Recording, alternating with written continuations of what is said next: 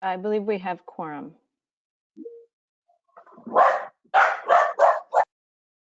Was that one of our members? That would be my dog, who's not supposed to be here in the room right now. I was gonna say. Well, we got another minute. We'll wait till 9:30.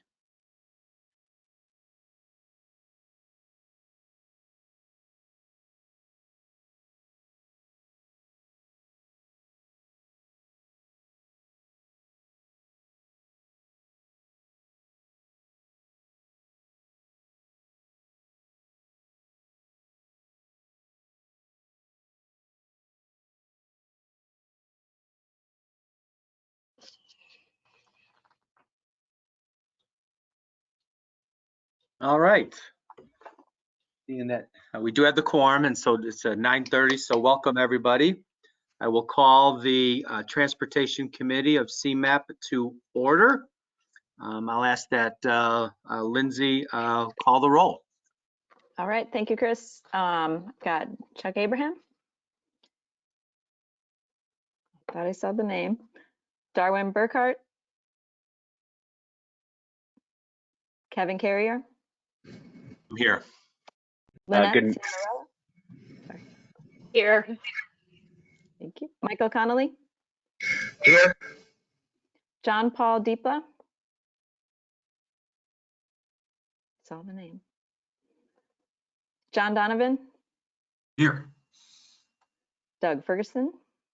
Here. Tony Greep. Lisa Lawson Stark. Robert Hahn. Jessica Hector Sue. Here. Tom Kelso. Fran Kloss. This is Jackie Forbes representing Kendall County. Thank you, Jackie. Christina Kopkowski. Yes. Eric Llewellyn. Here. Chris Hebert. Tara Orban. Jessica Ortega. Heidi Persad. Tom Rickert. Here. Jose Rios. Mayor Rockingham. Here. Joe Schofer. Here. Dave Seglin. Here. Chris Snyder. Here. P.S. Siraj. Scott Weber. Audrey Wenink. Here. And Amy Lee for Rocco. She was, okay. Not yet. Thank you, that's all. Okay. Thank you, Lindsay. I got to read our statement. As permitted by the Governor's Disaster Declaration of January 8, 2021, the determination has been made that an in-person meeting is not practical or prudent for this committee. To ensure that the meeting is as transparent as possible, we posted the meeting materials approximately 1 week in advance. We'll provide a recording of this meeting linked on our website, and we'll take all votes by roll call. So if there are no agenda changes, I'd like to move on to announcements. I'd like to welcome John Paul Deepla from McHenry County, who's a new member representing McHenry, as well as Jose Rios, the new District 1 Regional Engineer, for representing IDOT. So moving on to the approval of the minutes. Let's see. I need a motion to approve the minutes of December 11th. Tom Rickert moves. Tom Rickert moves. Second by Mayor Rockingham. Thank you, Mayor. I did have one. I'm sorry. I was gonna say I did have one. You go ahead. One correction or one thing I noticed. Just an editorial on page 3, the second paragraph, the 4th sentence. I don't recall Ms. Seglin talking. I suspect that was Mr. Snyder made the comment about DuPage County. So other than that, that's the only comment I had. Dave, I don't know if you had any other comments. No, that was my correction as well. Okay. All right. So with the minutes as amended, may I have a roll call? And a motion and a second to have a roll call. Okay, Chuck Abraham.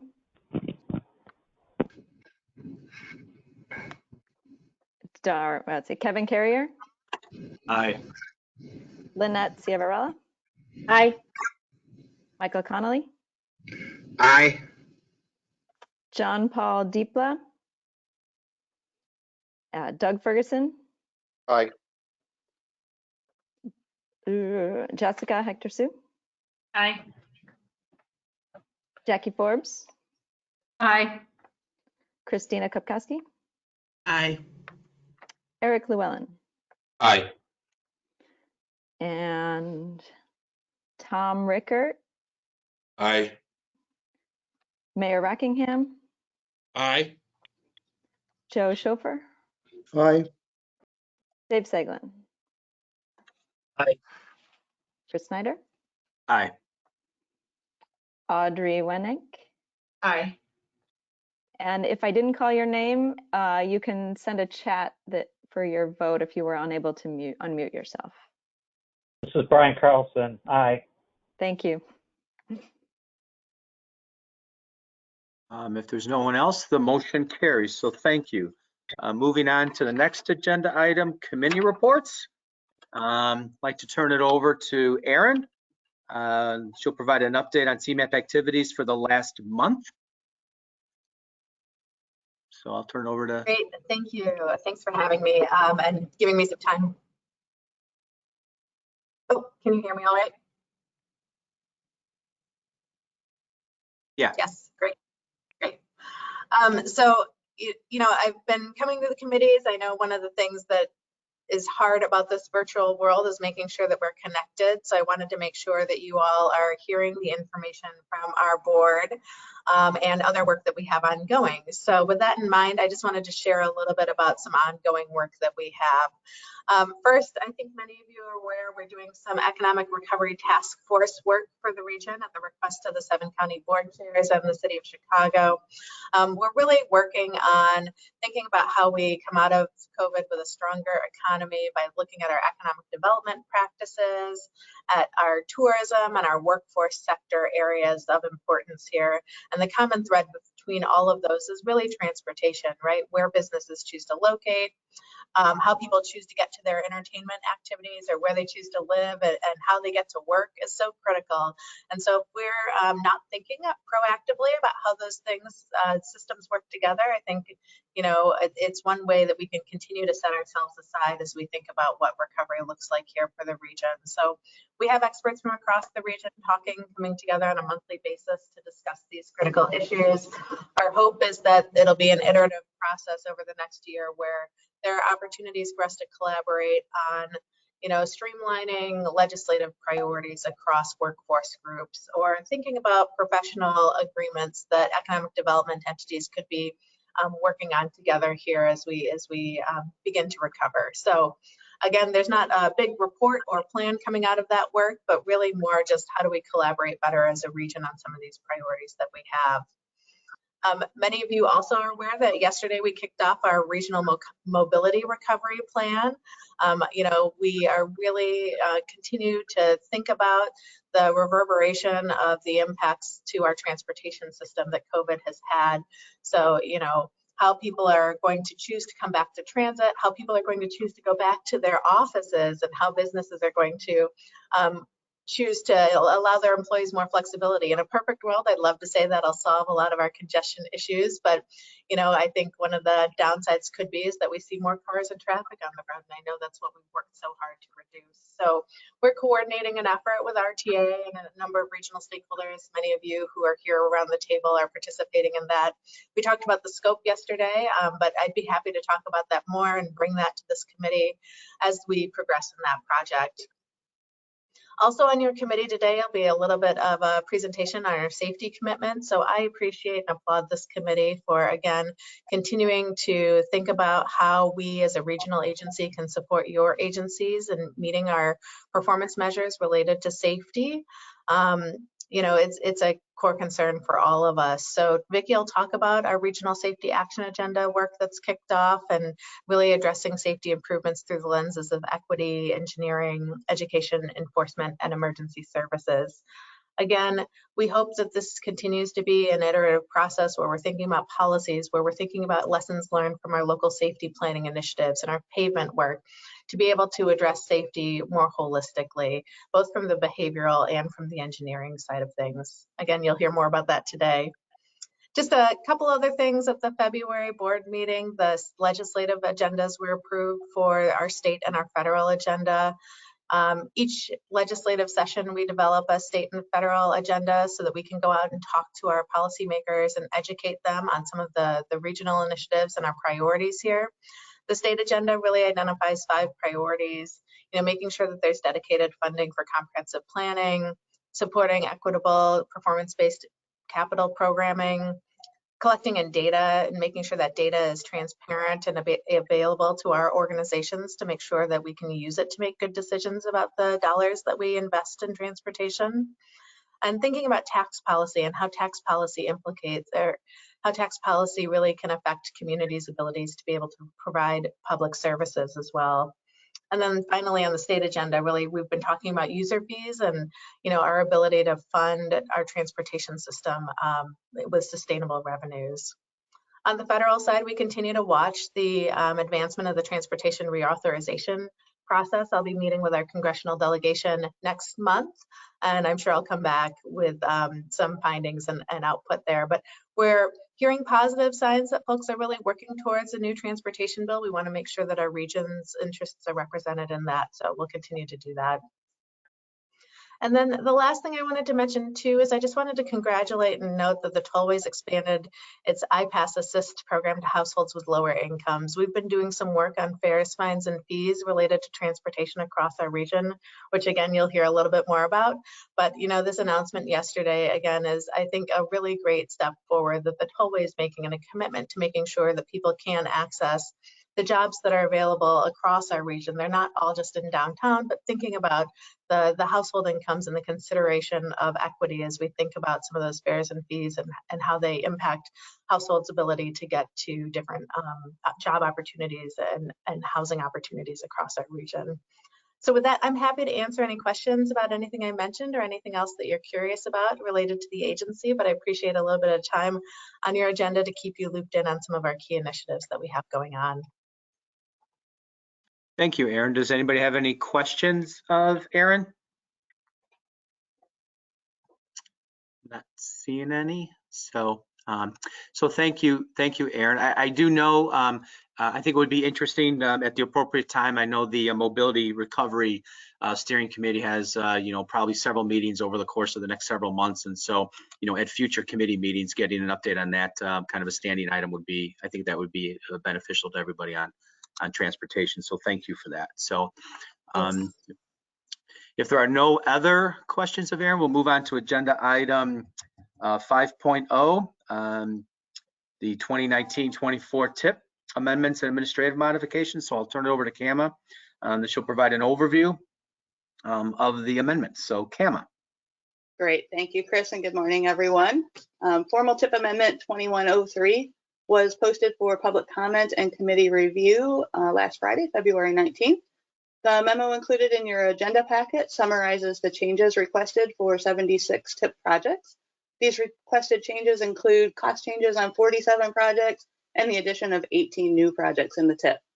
The net change to the total cost of projects in past, present, and future years of the TIP as a result of the formal amendment was the addition of over $154 million, with a reduction in federal participation in projects of over $269 million. The memo also summarizes the 229 administrative change requests that were submitted by programmers and reviewed and approved by staff on administrative amendments 2103.1 and 2103.2. Today, staff is requesting your approval of formal TIP Amendment 2103, and I'm happy to answer any questions you might have. Thank you, Kama. Are there any questions of Kama? Not hearing or seeing any, so we'll go ahead and entertain a motion to approve. Whoops, wrong. Yeah, approve TIP Amendment 2101. I'll move approval. Say that again. That I would move approval, Dave Seglin. Okay, Dave, thank you. And the second was that you, Mike? Yeah, Mike Connolly, second. Yeah. Yeah. Okay, so thank you. We already talked questions, so I'll turn it over to Lindsay for roll call vote. Okay, Chuck Abraham, and you can give me a thumbs up if you can't unmute. I see you. Okay. Kevin Carrier, Aye. Lynette Ciavarella, Aye. Mike Connolly, Aye. John Paul Deepa, Aye. Doug Ferguson. Aye. Jessica Hector Sue, Aye. Jackie Forbes, Aye. Christina Kopkowski, Aye. Eric Llewellyn, Aye. Tom Rickert, Aye. Brian Carlson, Aye. Mayor Rockingham, Aye. Joe Schofer, Aye. Dave Seglin, Aye. Chris Snyder, Aye. Audrey Wenink, Aye. and Amy Lee.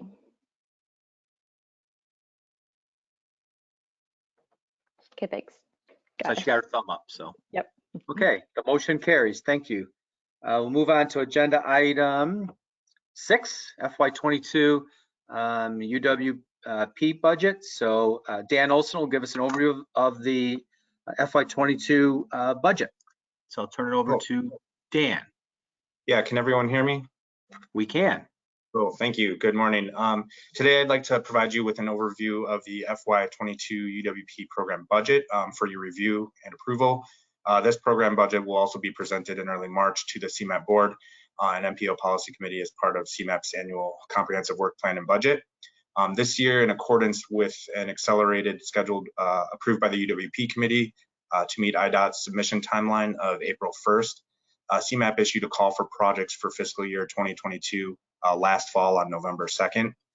Due to that accelerated UWP schedule, as well as the pandemic's impact on local budgets and the request by federal and state partners to spend funds more efficiently and move away from a 5-year competitive agreement, the UWP committee voted to pause the competitive program this year and only conduct a core program. The program will be evaluated over the remainder of the current fiscal year so that it incorporates stronger performance measures and more efficient expenditure of resources. A new UWP competitive program will be introduced with the FY 2023 budget process. I don't know if you can pull up the slide with the numbers on it. Yeah, there we go. For the 2022 call for projects, 8 total core projects were received. The program budget reflects efforts to ensure that CMAP remains operational and provides for the core transportation planning dollars for the City of Chicago Department of Transportation, the Council of Mayors, the transit agencies, and a rotating core program for the 7 counties, which this year is allocated to McHenry County. Federal funding is estimated to be $18.788 million for FY22, which is unchanged from FY 2021. With the required match, the total UWP program is estimated to be $23.485 million. A brief overview of each core program was presented and discussed at the UWP committee meeting on December 9th. And then on January 13th of this year, the UWP committee approved funding levels for the core proposals as listed in the memo and also on the screen. I won't go through each individual one, but today we're just seeking the Transportation Committee's approval on the FY22 program. And with that, I'm happy to answer any questions that you have. Thank you, Dan. Are there any questions of Dan? No question, but I just wanted to thank CMAP staff for pushing this accelerated schedule ahead. I know that probably was a bit of a challenge to meet the new deadlines, and also for the decision to go ahead with just the core program. I think that's really helping out the recipients of those funds, given the financial situation we're all in. So thank you, nice job. And I'll move approval. Thank you, David. So we have a motion from Dave. Is there a second? Tom Rickert seconds. Tom Rickert. Thank you, Tom. So it's seconded. No further questions. Chris, I'd like just to say one thing, which is that For RTA, we really appreciate the great job that CMAP staff does with this program, but we were actually really disappointed to see the competitive program removed this year. And we understand the practical reasons for doing so and understand the will of the committee in doing that. But the competitive program is a really good example of performance-based programming in our region. And RTA is taking a lot of steps towards performance-based programming and getting a lot of pressure to do so. So we really think it was, it's a step in the wrong direction to take that away. But we are glad to see that CMAP is going to be working with the committee to evaluate the program, make changes, make improvements, and hopefully reinstate it in the future. So we look forward to seeing that. Thank you, Jessica. And I think that's my understanding, that the competitive program will return in future years. This was, one of those anomaly years. So, so thank you for that comment. Are there any other comments? Hearing, seeing none. So we have I'm sorry, what was that? Nope, just an echo. Okay, so we have a motion and a second. I'll ask Lindsay to call the roll. Okay, Chuck Abraham. Aye. Thank you. Kevin Carrier. Lynette Ciavarella. Aye. Mike Connolly. Aye. John Paul Deepla. Aye. Doug Ferguson. Aye. Jessica Hector Sue. Aye. Jackie Forbes. Aye. Christina Kopkowski. Aye. Eric Llewellyn. Aye. Chris Hebert, and you can send a chat. Aye. Oh, great, thanks. Jessica Ortega, or send a chat if you don't have that. Tom Rickert. Aye. Brian Carlson. Aye. Mayor Rockingham. Aye. Joe Schofer. Aye. Dave Seglin. Aye. Chris Snyder. Aye. Audrey Wenick. Aye. And Amy Lee. Okay, thank you. Thank you. All right, Thank thank you, Lindsay. The motion carries. So we'll move on to item number 7 now, the 2021 payment condition targets. I'll ask that Todd give an overview of the targets. So I'll turn that over to Todd.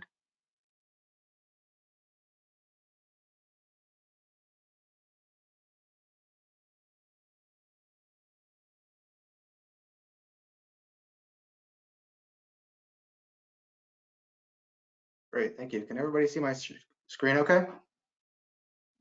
Yep. Yep, okay. Thank you and good morning. Today I'm seeking approval for the 2021 pavement performance targets. First, I'm going to provide a background on the targets and then go into the pavement performance targets themselves, and then finally the staff recommendation. Multi-condition targets, like the safety targets the committee approved at the last meeting, are part of the Transportation Performance Management Federal Regulation, also known as TPM.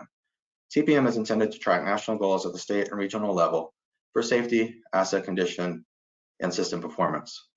The Assessing Pavement Condition and Bridge Condition for the National Highway Performance Program Final Rule, also known as PM2, requires state DOTs and MPOs to establish quantitative bridge and pavement performance targets for the full extent of the interstate and non-interstate NHS, and use a set of performance measures to track progress towards achieving the targets. CMAP adopted targets for pavement and bridge condition as part of the ON2 2050 plan.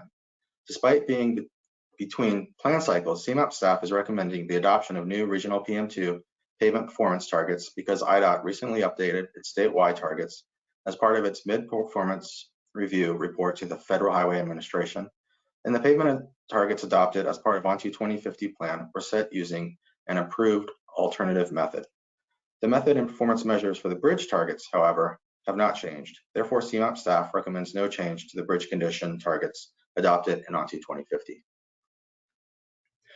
State DOTs and MPOs are to set 4 pavement performance targets for 4 measures that include the percent of interstate system in good condition, percent of interstate system in poor condition, percent of non-interstate NHS in good condition, and the percent of non-interstate NHS in poor condition. State DOTs set 2- and 4-year targets. The state DOT evaluates its progress after 2 years in its mid-performance period review report and has the option to change its 4-year targets. MPOs only set 4-year targets. If the state DOT adjusts its 4-year targets, the MPO has 180 days to decide to support the state's targets or set its own targets. Pavement distresses and thresholds to determine pavement condition is shown in this slide. The pavement distresses include IRI, or International Roughness Index, rutting, faulting, and cracking percent. IRI measures how bumpy the road surface is and is used for all pavement surface types. Rutting is measured for asphalt pavements only, and it's the indentions or valleys you see in the asphalt, usually along the wheel path. Faulting is measured for jointed concrete pavements and occurs where concrete slabs meet. Cracking percent is measured for all 3 pavement surfaces. The pavement distresses are reported in 1/10 of a mile segments. There's one thing to note about the pavement distresses, and they only measure the pavement surface. They do not reflect the condition of the base of the roadway. So you can have a really nice, smooth, really good looking road with a base that's not in good condition, and that road will go into disrepair quicker than if the base was in good condition. The example on this slide shows how condition is calculated for an asphalt pavement. The IRI is rated as poor, the cracking percent fair, and the rutting fair. So we have 1 poor rating and 2 fair ratings. So the overall section rating is fair. If 2 or more of the pavement distresses are in poor condition, the segment would be considered poor. And if all 3 pavement distresses were in good condition, the segment would be considered in good condition. Next, I'm going to go over the pavement performance targets and the staff recommendation. The table on this slide shows the region's pavement performance measures and targets. The performance measures are on the left column. The baseline data that was used to set the ONTO 2050 targets is in the next column. The mid-performance period data is shown in the column labeled 2-year condition. CMAP's original 4-year target that was set in ONTO 2050 is in the next column, and IDOT's statewide adjusted 4-year targets that were set last October in its mid-performance period review are in the last column. The baseline data to set the targets in ONTO 2050 used only one of the required pavement distresses to calculate pavement condition, which was IRI. And you saw how that can impact condition calculation in an earlier slide. The 4-year targets were set using the incomplete baseline data, and the impact of using the incomplete data compared to the complete data set using all the metrics, which is shown in the 2-year condition column, is very pronounced, especially on the percent of non-interstate NHS in poor condition. Using the complete data set, there was a significant reduction in the percent of non-interstate NHS lane miles in poor condition, going from 31% to only 9.6%. So CMAP staff is taking this opportunity to update the pavement targets using the complete data set and align the region's targets with IDOT's statewide targets. Staff recommends the CMAP board and MPO policy committee support IDOT's statewide interstate and non-interstate pavement targets. IDOT's new Transportation Asset Management Plan, or TAMP plan, identified investment strategies and policies that align with CMAP's municipal pavement management project and the ONTO 2050 principle to prioritize investments. The IDOT TAMP plan calls for IDOT moving away from a worst first approach to a more strategic investment strategy that programs projects throughout the roadway pavement lifecycle. Another requirement from TPM is that state DOTs develop a pavement management system for the entire NHS system. IDOT is currently developing a pavement management system, and the pavement management system will allow IDOT to see how different funding levels and mix of projects impact pavement condition targets. So the next cycle, hopefully we'll have a pavement management system that will help us set targets. Like IDOT's TAMP, CMAP's pavement management system project is encouraging local agencies to move away from a worst first approach and more strategically invest in their pavements. CMAP's pavement management program promotes an asset management approach to lengthen pavement life and get the most out of roadway investments. Other regional asset management efforts include a quarterly forum where IDOT, Tollway, FHWA, and county pavement engineers discuss asset management, ongoing pavement projects, and pavement preservation techniques. After discussion and approval by the committee, staff will bring the pavement targets to the CMAP board and MPO policy committee for approval in March. Thank you. Thank you, Todd. I had a question, and then I'll open up to everybody else. For the CMAP's targets, that's in adopting the states, those targets are for our region, I presume. And so I'm just curious, do we have regional data our own baseline data that would we could compare against what our targets are, or these targets, or is that do we have that? Yes. Let me go back up a slide. So the 2-year condition targets. This is the 2-year condition column. This is the region's numbers right here. And then here on the last column is the statewide targets that they have. Okay. I guess I should have read the title of that slide. So thank you. Oh no, sorry. Yeah, that's okay. Are there any other questions of Todd? Yes, hi, Chris, this is, Oh, go ahead.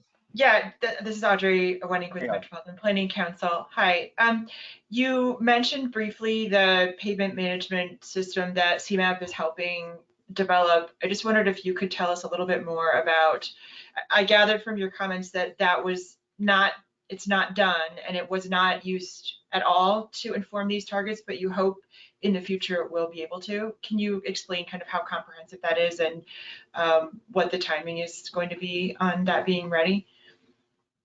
So those are two. So IDOT's preparing a pavement management system for their network, which will include the entire NHS. I believe that'll be ready in the next year or so. And so what the pavement management system will do, it inputs all the pavement condition information that is existing on your roadways, and it also looks at historical pavement condition and develops trend lines and pavement deterioration curves.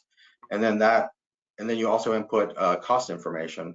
So with all that information, with cost information and deterioration curves, you're able to look at different funding scenarios and see how those funding scenarios impact your pavement performance. So we did not have that information for this target setting process, but hopefully IDOT will have it completed for the next target setting process because it is required through the TPM. On the other side of that, CMAP's pavement management program, we are preparing pavement management systems and pavement management plans for local municipalities. And we have been completing those plans for the last 2.5 years now, and we have completed about 35 pavement management plans so far for local municipalities and including one county in our region. So that helps them on their local streets to better plan for their infrastructure and pavement in the future. I hope that answered your question. Yeah, thank you. The only other nuance would be, so just the local pavement plans, does that inform the regional targets? That doesn't exactly inform the regional targets. There are a few, so some of the NHS, there's NHS, what they call NHS connectors. And so some of those NHS connectors are under local jurisdiction. So that can play a role in the targets. And those NHS connectors connect to like freight facilities, transit facilities, port facilities, important transportation facilities. And some of those are under local control, but they don't necessarily impact these targets. That's more of a regional program and prioritizing investments, more of principle in ONTO 2050 that we're providing support for municipalities to prioritize investments. Thank you. Todd, to build on that your answer to Audrey's question and then CMAP is doing, is it an every 5-year cycle of the entire federal aid system in the region? And that's being used to kind of help inform some of the performance-based programming being done at the councils? That's correct, yes. Okay. All right, any other questions? Yeah, I'm sorry, was that Tom? Yes. Yeah, a similar question, and you sort of answered it in response to Chris's question. When you look at these targets essentially to affect planning and programming of projects within the region, how do you envision that?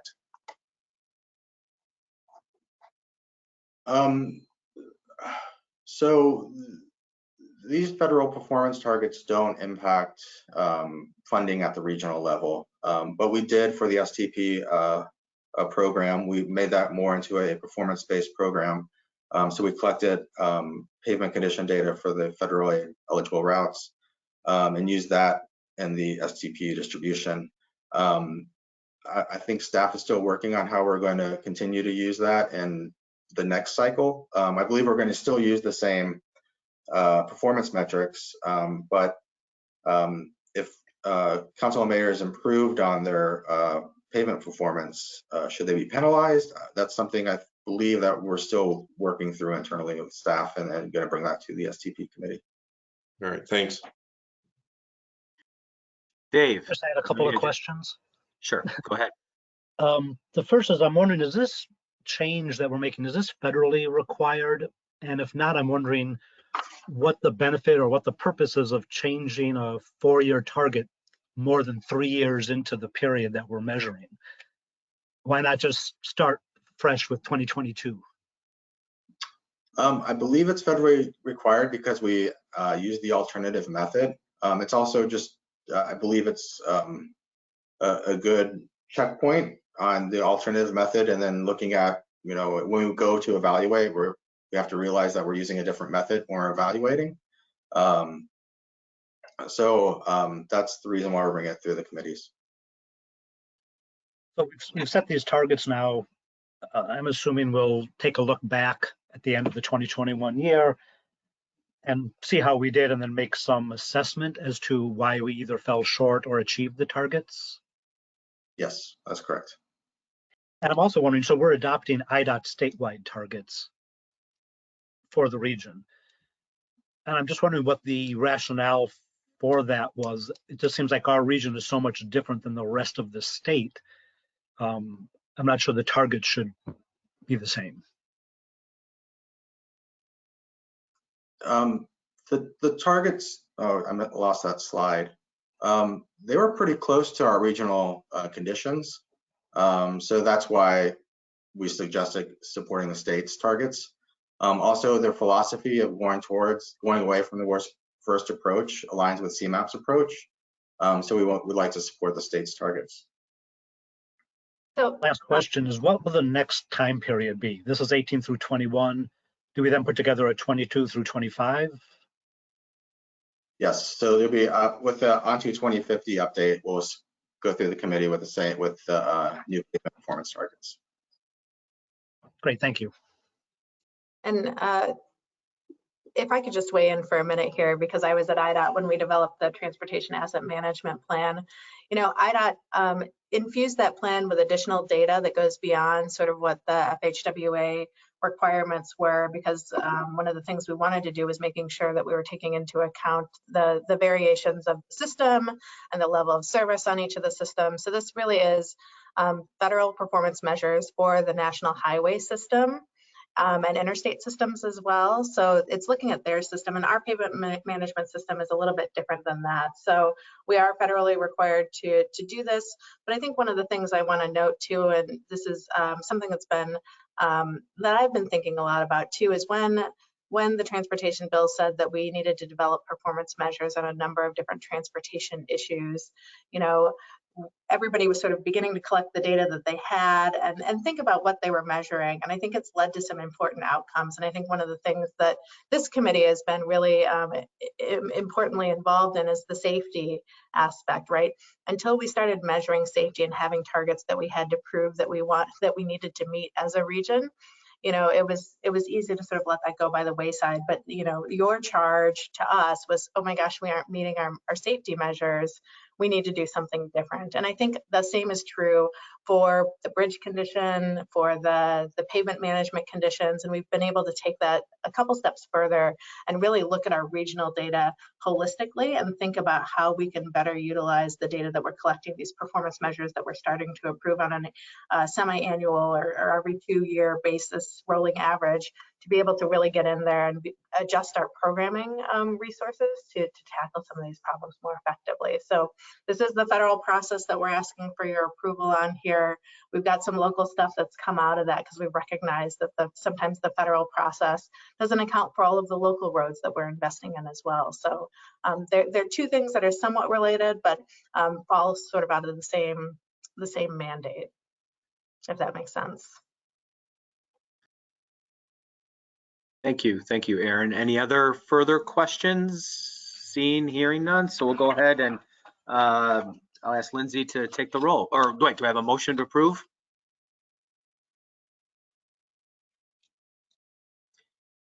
Moved by Going Amy. once? So moved. Connolly. Okay, thank you, Michael. Is there a second? Mayor Rockingham, I'll second. Thank you, Mayor. So I have a motion and a second. Lindsay, please take the roll. Okay, Chuck Abraham, Aye. Kevin Carrier, Lynette Ciavarella, Aye. Mike Connolly, Aye. John Paul Deepla, Aye. Doug Ferguson, Aye. Jessica Hector Sue, Aye. Tom Kelso, Jackie Forbes, Aye. Christina Kopkowski, Aye. Eric Llewellyn, Aye. Chris Hebert, Aye. and Jessica Ortega, Tom Rickert, Aye. Brian Carlson, Aye. Mayor Rockingham, Aye. Joseph Schofer, Aye. Dave Seglin, Chris Snyder, Aye. Audrey Wennick, Aye. and Amy Lee.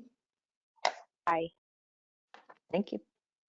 Okay, thank you. The motion carries. Moving on to agenda item 8, the transit safety targets. So I'll turn it over to Martin and representatives of both CTA and PACE to give an overview of the 2022 transit safety targets. Thanks, Chris. I'm going to talk about the newest federal performance measure around transit safety. So while CMAP's been working on improving safety for many years, the specifics around transit safety are somewhat new to us. So I've asked CTA and PACE to help me present today. Next slide.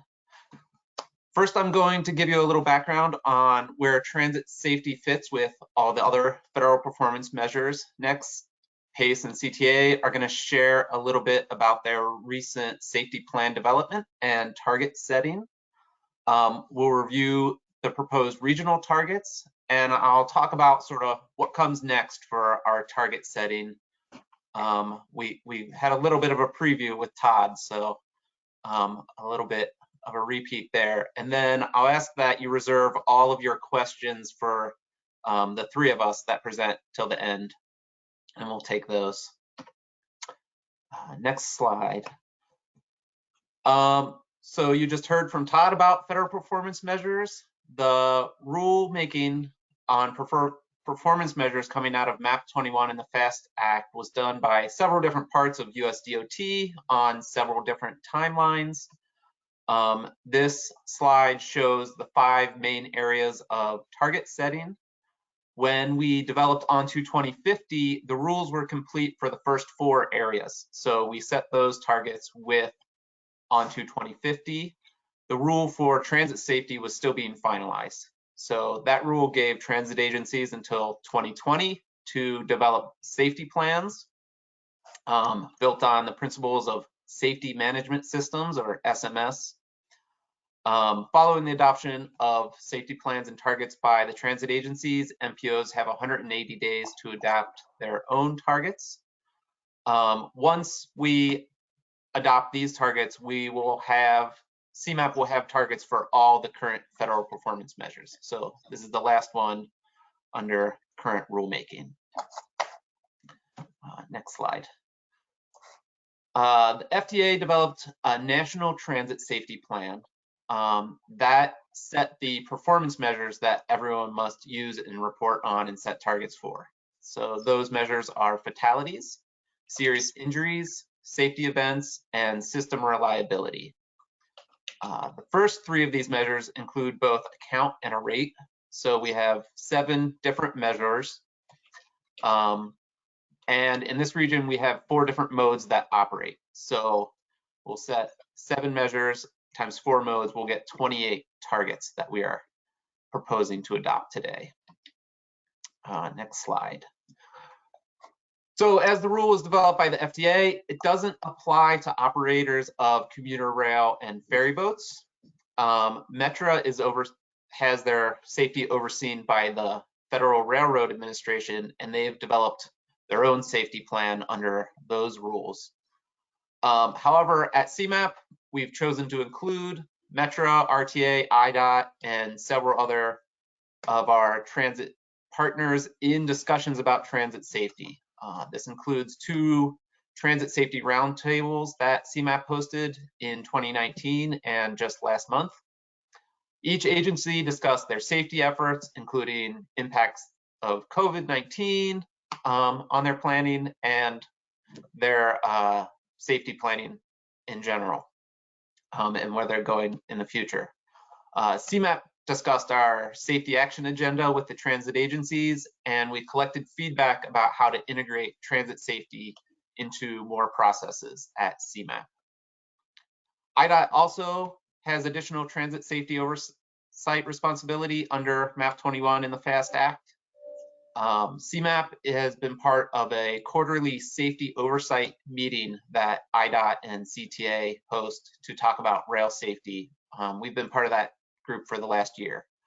One thing to come out of that is we learned about a study IDOT and CTA did recently looking at highway grade crossing safety. And so that was interesting to us. It had a sort of quantification of hazard risk. And at CMAP, we love anything that quantifies needs on a system. So we ate that up and appreciate them sharing it with us. So next slide. I'm gonna turn it over to PACE and CTA to talk about their recent safety plans and target development. And then it'll come back to me and we'll look at the regional targets. So with that, if Melinda is ready, yeah. Turn it over to Melinda. And we can't hear you. Might need to unmute. Hi, everyone. This is Melinda Metzger. Can you hear me? There we go. Yep. Great. Thank you very much, Martin. Thank you very much, Transportation Committee members, for your interest and commitment to regional safety. On any given day, PACE has 2,500 vehicles on the street in an area of 3,500 square miles. And of course, we've always been committed to safety. The safety plan, as we're going to present today, shows you some of the steps we've taken to meet the PTEST program. Next slide, please. PACE has always had safety as our top priority. Our plan is to expand what works, promote technology, and advocate for a safe system. PACE has done some exciting things to incorporate technology, including the implementation of DriveCam. This is a G-force-based system that identifies bad driving behaviors and allows us to coach our employees and correct the issue before the accident happens. And we've deployed some other technologies such as pedestrian warning announcements. As we move into the future, PACE looks forward to continuing to incorporate technology to improve the safety of our system. PACE has received several awards for the use of our technology, and we want to continue to develop this technology as we move forward into the future. Next slide, please. PTAP is a safety management policy. It outlines organizational responsibilities, identifies safety objectives, and implements goals and improves communication mechanisms. Next slide, please. During our plan development, PACE reviewed best practices from other agencies and APTA when determining safety targets and implementing the employee reporting program in particular. PACE has already had a PACE already had a majority of the elements required under PTASP in place under our safety system plan, but our agency worked on putting current policies, practices, and procedures into a format required under PTASP. PACE utilized the PTASP Technical Assistance Center to review the draft of our safety plan while it was still in the development stages before making the final recommendation to the PACE board. P-test is a living document, so always subject to change. Next slide, please. A good example of how this plan is fluid is the COVID-19 pandemic and how our policies and procedures have changed and our training had to change from group training to individual training during the pandemic. Next slide, please. P-test required PACE's existing practices to be formalized into one plan. Document safety practices already in place, assign organizational responsibilities, and ensure a risk assessment process is in place that conforms with P-test requirements and promotes PACE's mission of safety. Next slide, please.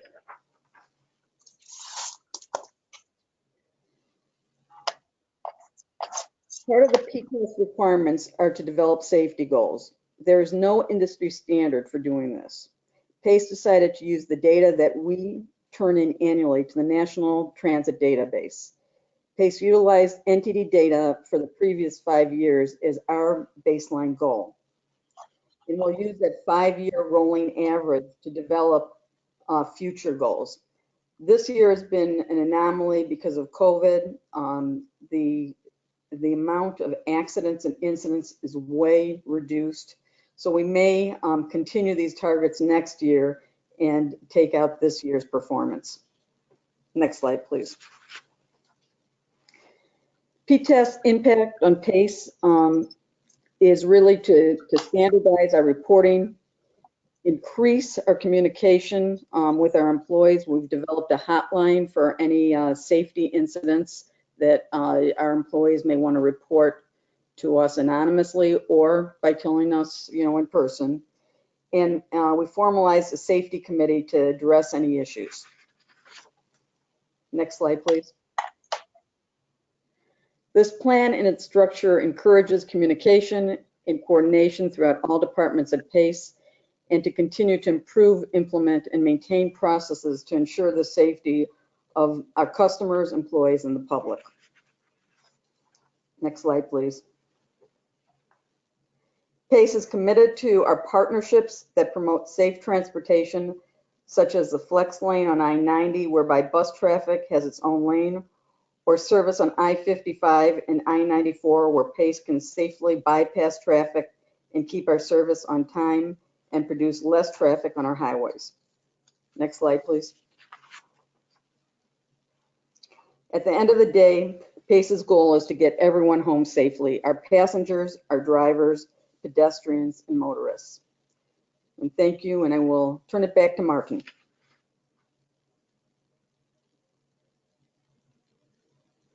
Linda, I'm going to have Jessica Rio from CTA talk next. Thank you. Hi there. Can everyone hear me? Okay. This is a new one. I don't think I've ever been in a 20 or 30 person meeting where Jessica is among the most common names. I'm Jessica Rio, representing safety at the CTA today. And I want to thank Martin for shepherding this exercise through to your committee and for inviting us to provide some additional insight into CTA's data and processes. Although the data that is the subject of today is a very specific 4 metrics, 7 targets, 2 modes, performance monitoring within the CTA is considerably more expansive, and I wanted to sensitize you to some of that context. Next slide, please. So for well over a decade, the CTA has maintained a routine of monitoring performance against its objectives. Each of the main service and maintenance units of the CTA has a series of metrics that it uses to monitor its line of business. Safety, of course, is a central business process at the CTA, among the list that includes on-time performance, cleanliness, customer service, et cetera. We have a centralized team of business analysts that monitor measures and help departments to set meaningful metrics for them and establish targets and continually monitor performance. Our very clever name for this group is the Performance Management Group. And basically, what we have is a structure of the use of business intelligence tools and structured meeting format to do data-driven accountability. More recently, CTA's president, Derval Carter, initiated a daily routine that CTA calls its daily flash meeting.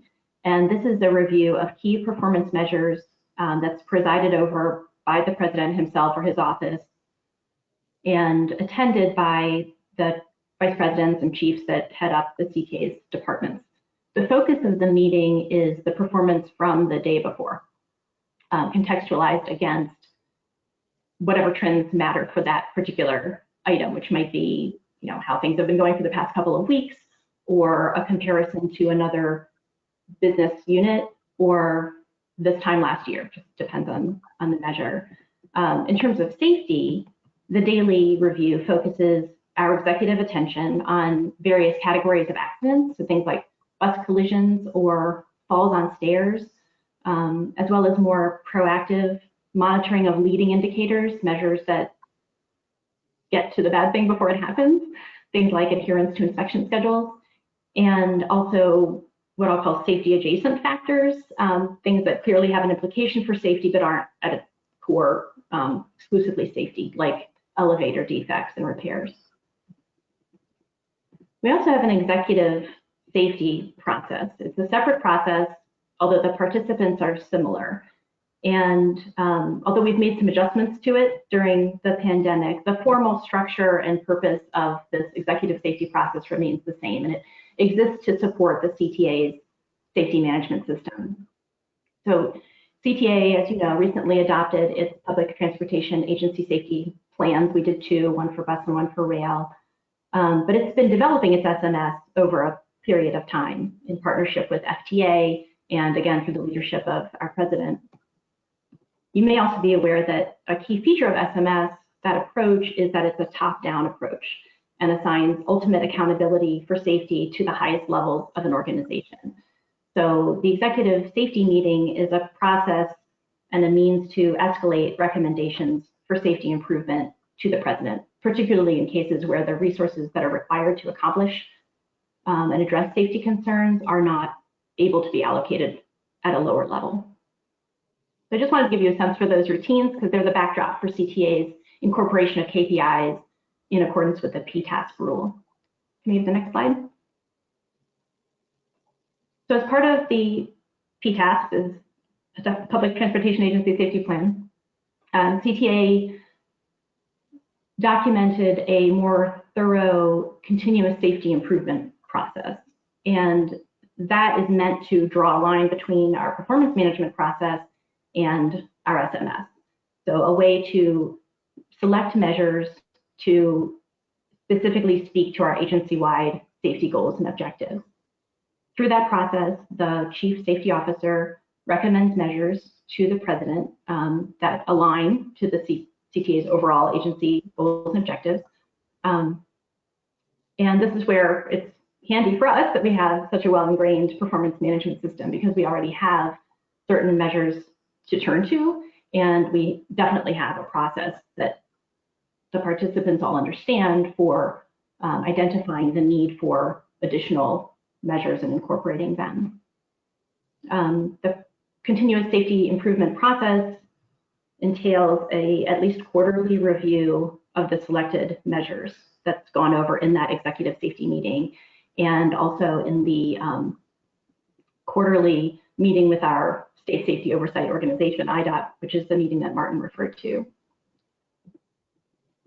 At maturity, we envision that the continuous safety improvement process will have more actionable key performance indicators than what you're seeing today.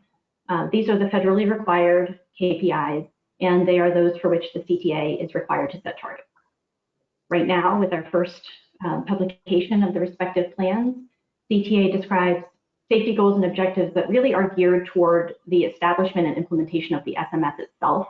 They're kind of program implementation measures, and less speaking to the reduction of safety than what we think we'll be able to do in the future, what we know we'll be able to do in the future. So to establish these targets, we did something similar to what Melinda described as PACE, which is turning to our experience over the past 5 years. The National Transit Database data is also what we use. The FTA has done a good job over the past couple of years of aligning the definitions that are used in the rule with the thresholds that are used by the National Transit Database. It's a very seamless data set to turn to for our performance management analysts to make recommendations into the process. On the rail system, you'll see this in a second in Martin's presentation. In the rail system, the way terms are defined, CTA's experience is that there's a close relationship between events and injuries because the reporting threshold is basically an injury is an event. Whereas on the bus system, there are more injuries per event. So as a result of its analysis, CTA selected annual total and rate targets for injuries and events in both modes that are acknowledging of the trend that we see, which in the case, for instance, in rail is a decrease over the past several years, but not overly weighted toward the 2020 experience, which we believe will be anomalous, as Melinda referred to.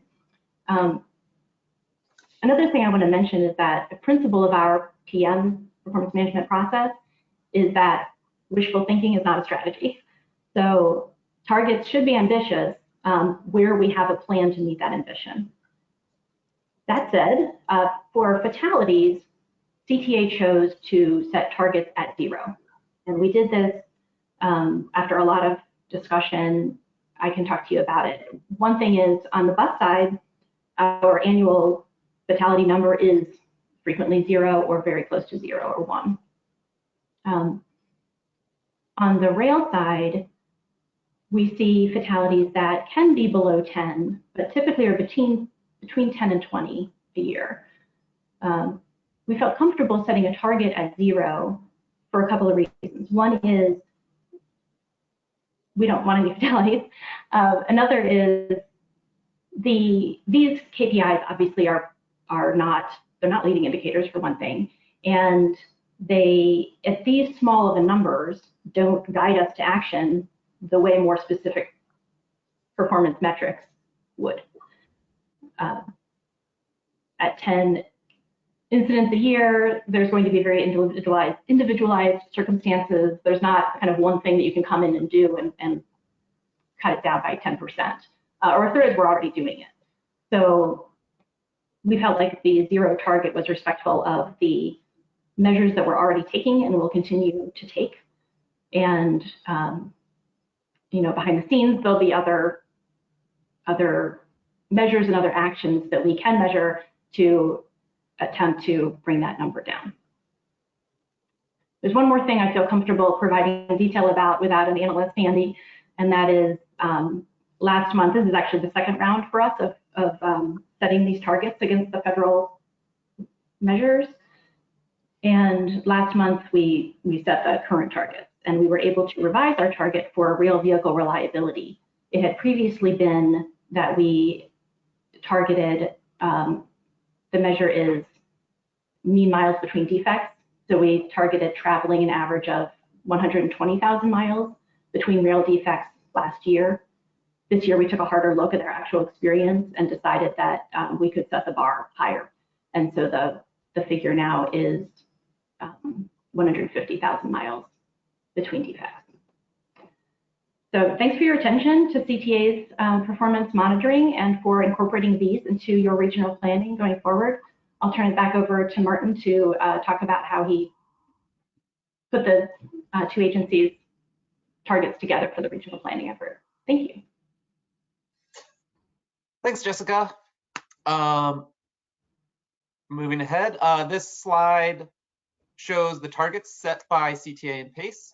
Note that PACE set rates based on 100,000 vehicle revenue miles, while CTA used a base of 1 million vehicle revenue miles.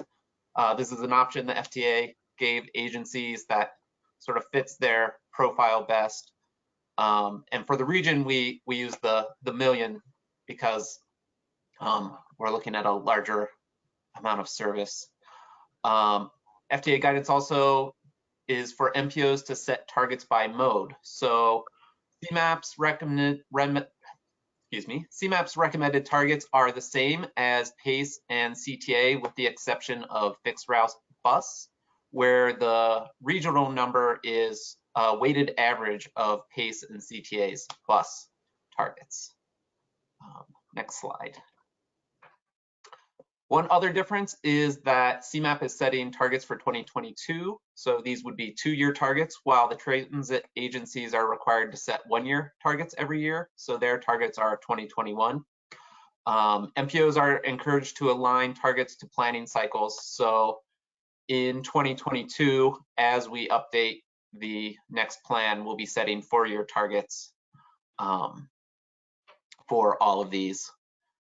So these targets will get us to that plan update. Next slide. After reviewing the public transit agency safety plans from CTA and PACE, CMAP recommends supporting the combined transit agency targets. The plans present ambitious but achievable targets for improving transit safety that aligns with CMAP's existing safety targets. The plans are supported by a number of programs to continuously learn and improve safety and operations on the transit system. We'll continue to work with all of our transit partners, not just CTA and PACE, on this issue.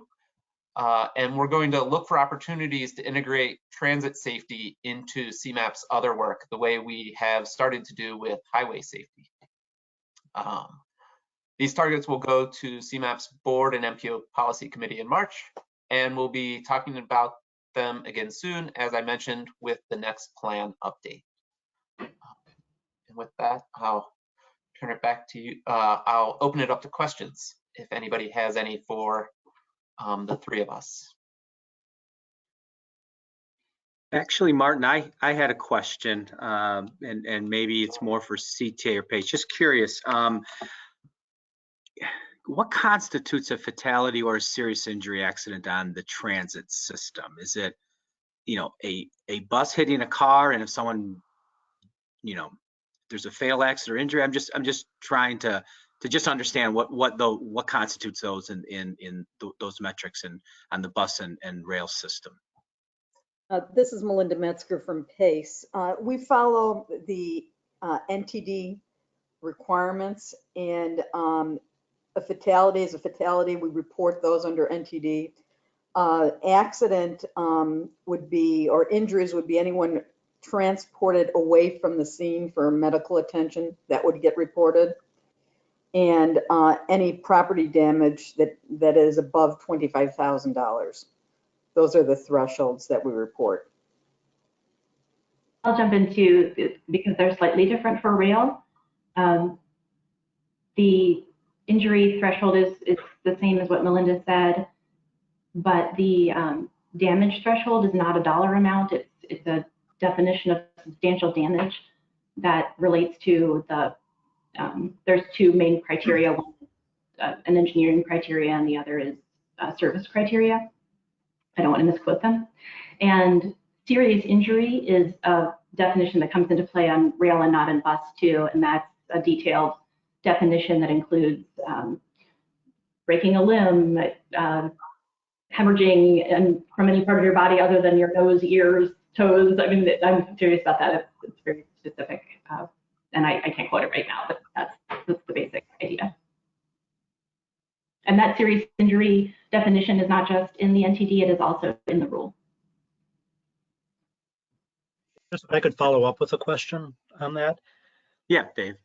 I was wondering, like, if someone's at a CTA station and has a heart attack and dies, or if a crime is committed, a murder takes place, or a suicide, do any of those, I hate to use this term, but do any of those count against your safety numbers?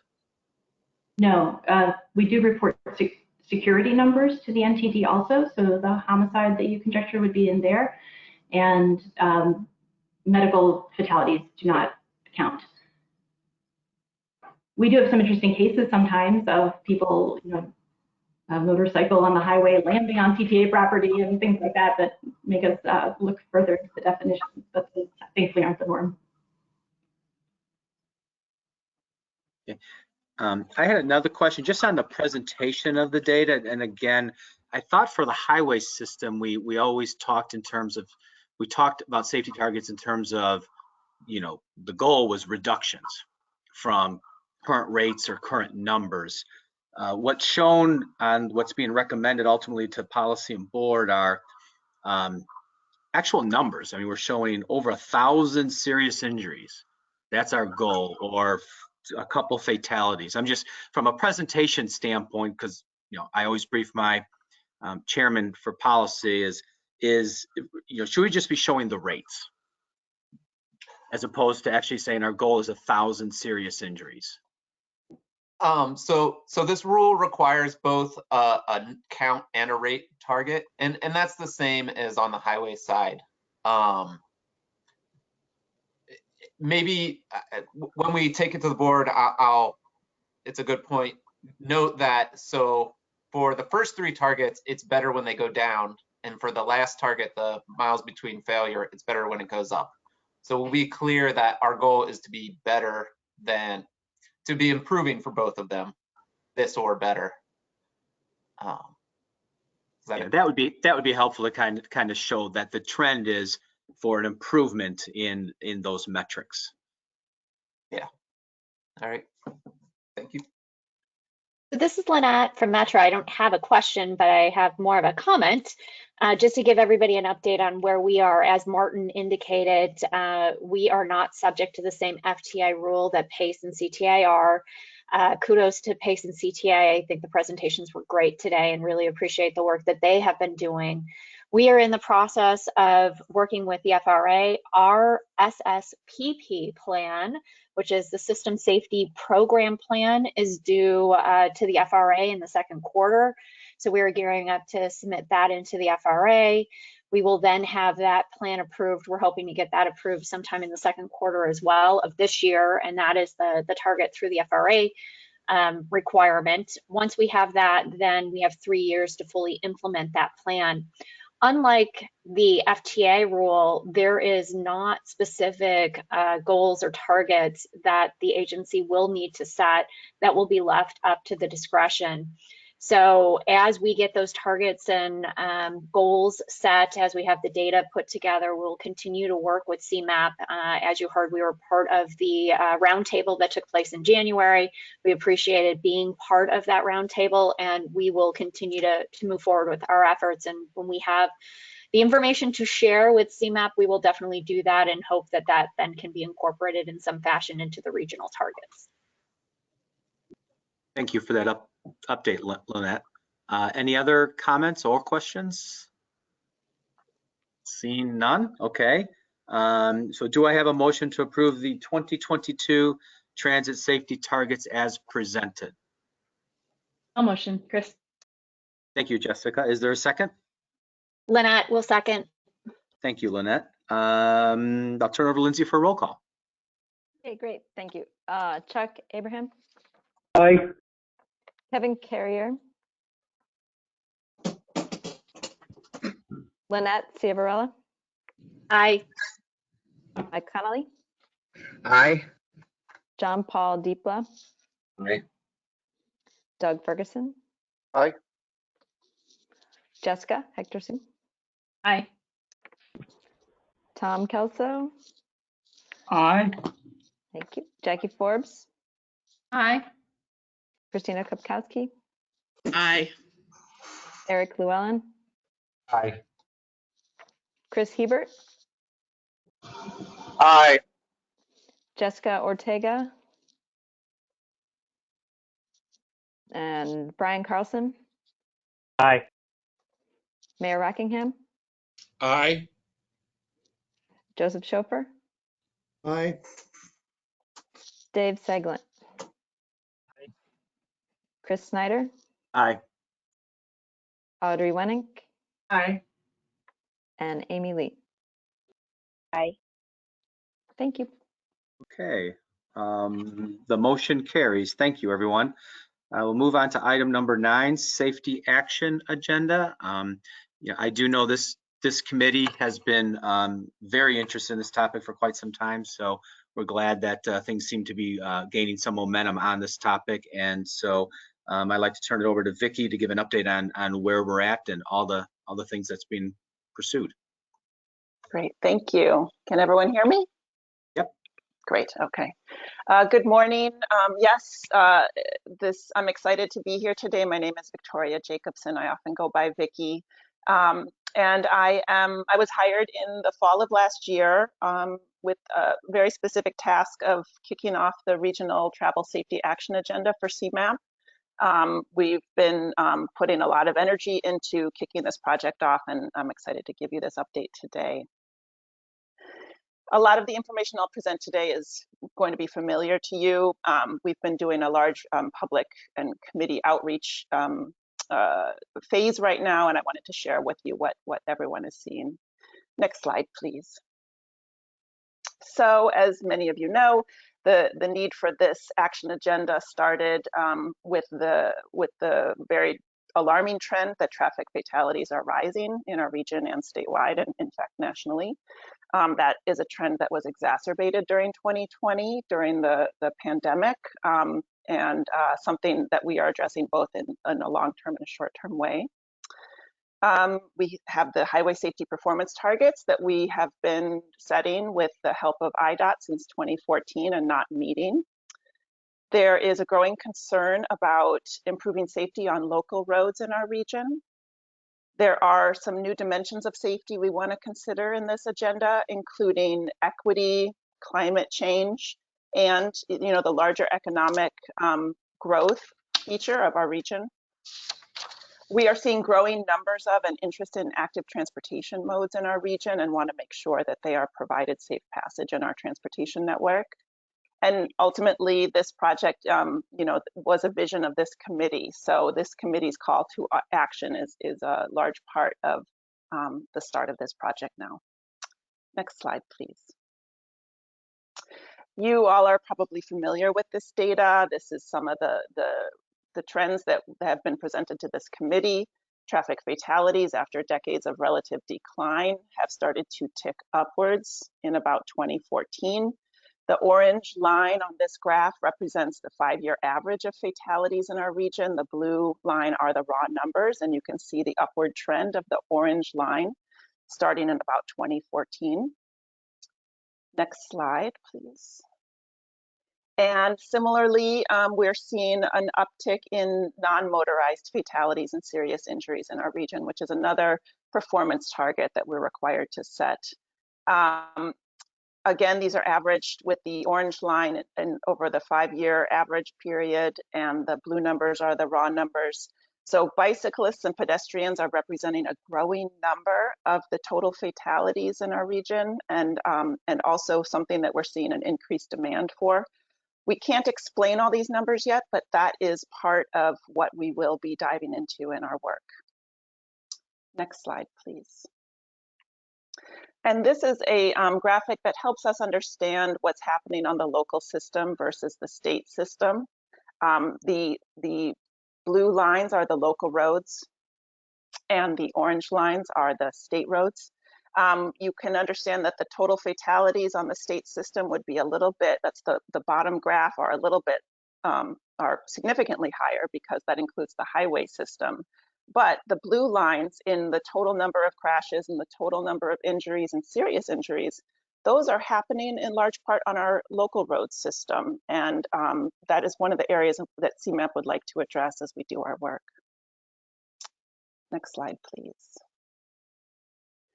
So the mission of this Regional Traffic Safety Action Agenda is to address the long-term regional traffic safety issues in a comprehensive way that is driven with equity, data, and collaboration.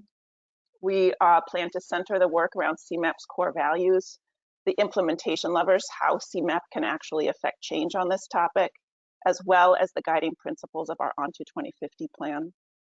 We want to support and expand the work of our partners. There's a lot of very good safety work going on in our region, in our state, and in our country that we want to leverage. We don't intend to reinvent the wheel unless it's necessary, but there does seem to be room for us to have an impact at the regional level. And finally, we want this to kind of plant the seed for a long-term regional traffic safety coalition. We want to develop a culture of safety around transportation, not just for the implementers, which has always been a key topic, but we want to broaden the reach of the word safety to down to individual households. Next slide, please. So you are all familiar likely with the traditional E's of traffic safety. Equity is something that is being added, not just for this particular project, but it's a center of the discussion nationally when people talk about traffic safety now, and I'll talk a little bit more about that later. But in addition to addressing engineering and design solutions, we see a role in talking about education and awareness programs, assisting with the emergency services, both in terms of response. There may be advances in technology that we can assist with, at least in identifying best practices and data collection methods for emergency services related to traffic safety. Enforcement is an important topic. It's long been associated with changes in behavior of drivers. So it's something that we wanted to be sure to include. We want to make sure as we address enforcement that we are also tackling the equity issues associated with enforcement. And we hope to identify enforcement practices that not only support equity, but also support the changing landscape of what's possible in terms of localized budgets. There are a lot of issues that are rising to the surface with enforcement, and we want to make sure we understand them all as we make our recommendations. Next slide, please. So there are 4 components of the safety action agenda. You can go ahead and forward, Doug. The first piece is this traffic safety resource group, which kicked off in January. I'll tell you a little bit more about that in a minute, but the goal of this group is to assemble a group of regional partners from different fields with expertise in specific areas, but also a broad perspective of traffic safety in general. It's a short-term mission-driven group for the time being as we identify a framework for our work and a timeline, as well as our research program that staff will undertake and the implementation tools we want to deliver to our region. As I mentioned, we have representatives from all fields, and we hope that this resource group is the beginning of this long-term coalition. Next slide, please. The second piece of the safety action agenda is the data research and best practices piece. There'll be a lot of work internally at CMAP to first identify data sources that can help, not just help us understand what our issues are, but will also serve as ways for us to measure progress going forward. And that will be a large piece of monitoring the impact of this program. And because we want to dive into some new topics that I'll talk about, the data is of critical importance right now as we want to understand pedestrian and bicycle and speed management. We will also work with IDOT to support the timely release of crash data. That is something that is highly relevant to our constituents, as we found in our early work. We want to use the data and research to predict outcomes and take a preventative approach to traffic safety rather than reactive. And of course, incorporate all the best practices and knowledge of our resource group. Next slide, please. We also have started doing some projects to get a sense of this doing while planning. CMAP has kicked off the Flossmoor Local Road Safety Plan in the last couple weeks, which is going to not only be an LTA project that will help Flossmoor address its local traffic safety issues, but it will also be a learning experience for CMAP staff in understanding what local needs are in terms of understanding and identifying local issues and the tools that they need to address them. We also recently had a second call for projects through our LTA program with a specific safety planning category. And we have just received those applications and are evaluating them now. We hope that we can develop some in-progress research and resources for local governments based on this practical experience that we're doing right now. And we also hope that we can use this knowledge to highlight and incentivize traffic safety with our other project selection processes at CMAP, including the STP, the TAP program, and the LTA program. Next slide, please. I'm actually going to have you forward this one, Doug, because we've been talking about the kinds of tools and resources that we want to deliver. And on the next slide, I can show you some more kind of evolved thinking on this, both internally and with initial consultation with our resource group. We're getting some traction on some possible deliverables that might come out of the safety action agenda. Certainly, there seems to be a demand for data at the local level. So to the extent that CMAP can help develop safety reports or some other data sources that help them identify what's going on their roadways and then connect them with resources on how to address them, that's what we would like to do. There's some traction for a systematic safety approach, and systematic safety has been it's the same concept that's used by Vision Zero programs, and that seems to be something that people are interested in, and it's something that we may pursue what that could look like at a regional level. We also hope that we can help local governments with decision-making criteria regarding key topics like speed management and bicycle pedestrian safety. And there was a lot of interest in education and awareness programs. Although CMAP, is a planning agency by name, we certainly have a voice in the region, and to the extent that we can use that to improve traffic safety, that seems to be at the top of everyone's mind. In addition, when we talk about things like enforcement, we want to put forward best practices on the different techniques associated with enforcement where they may be relevant. And then finally, there may be some policies that CMAP can help strengthen at the state level. That might be a complete streets policy. There's also a education skills building policy that has garnered some interest in our school system for traffic safety. Next slide, please. So we kicked off our resource group in January, about a month ago. Actually, it might be exactly a month ago. Many esteemed members of this committee are helping us with this effort. We're in the process of distilling and prioritizing the input received at that resource group meeting. A lot of traction on these issues. Maximize CMAP's role, use all the levers we have to impact traffic safety. Maybe use our less political status to address some of the trickier issues associated with traffic safety. Assemble knowledge from local, state, and federal partners and make it relevant to our region. Analyze and share data and prioritize projects not only at the CMAP level, but at the local level. And then connect good projects to funding whenever possible. Next slide, please. And I've mentioned this a little bit, there was a lot of consensus that the key topics to address in our region right now are speed management and bicycle pedestrian safety. Of course, they're highly related, but they are topics that, speed is associated with about 30% of all crashes, all traffic fatalities nationally and locally. And I think Illinois ranks currently 7th in the number of fatalities that are speed related. So this is a topic that we intend to dig into soon, along with bicycle and pedestrian safety. And as I mentioned, they're increasingly represented in our traffic fatalities and serious injuries. And then there was also consensus to address the behavior piece of traffic safety and the associated challenges with it. Next slide, please. So we've been conducting a pretty extensive public outreach piece right now through committees and other organizations in the region, and taking in a lot of input. We're starting to unpack the focus area topics that we want to dig into and looking at the data that we'll need to do a good job with those topics.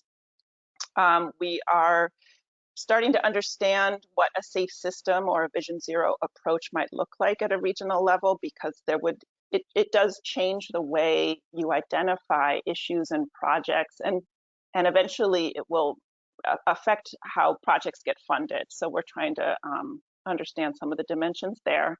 And then safety is a relatively new area for MPOs to be stepping out in. There are a few out there that are doing some really excellent work, and we've been connecting with them to understand what programs they have initiated to address traffic safety.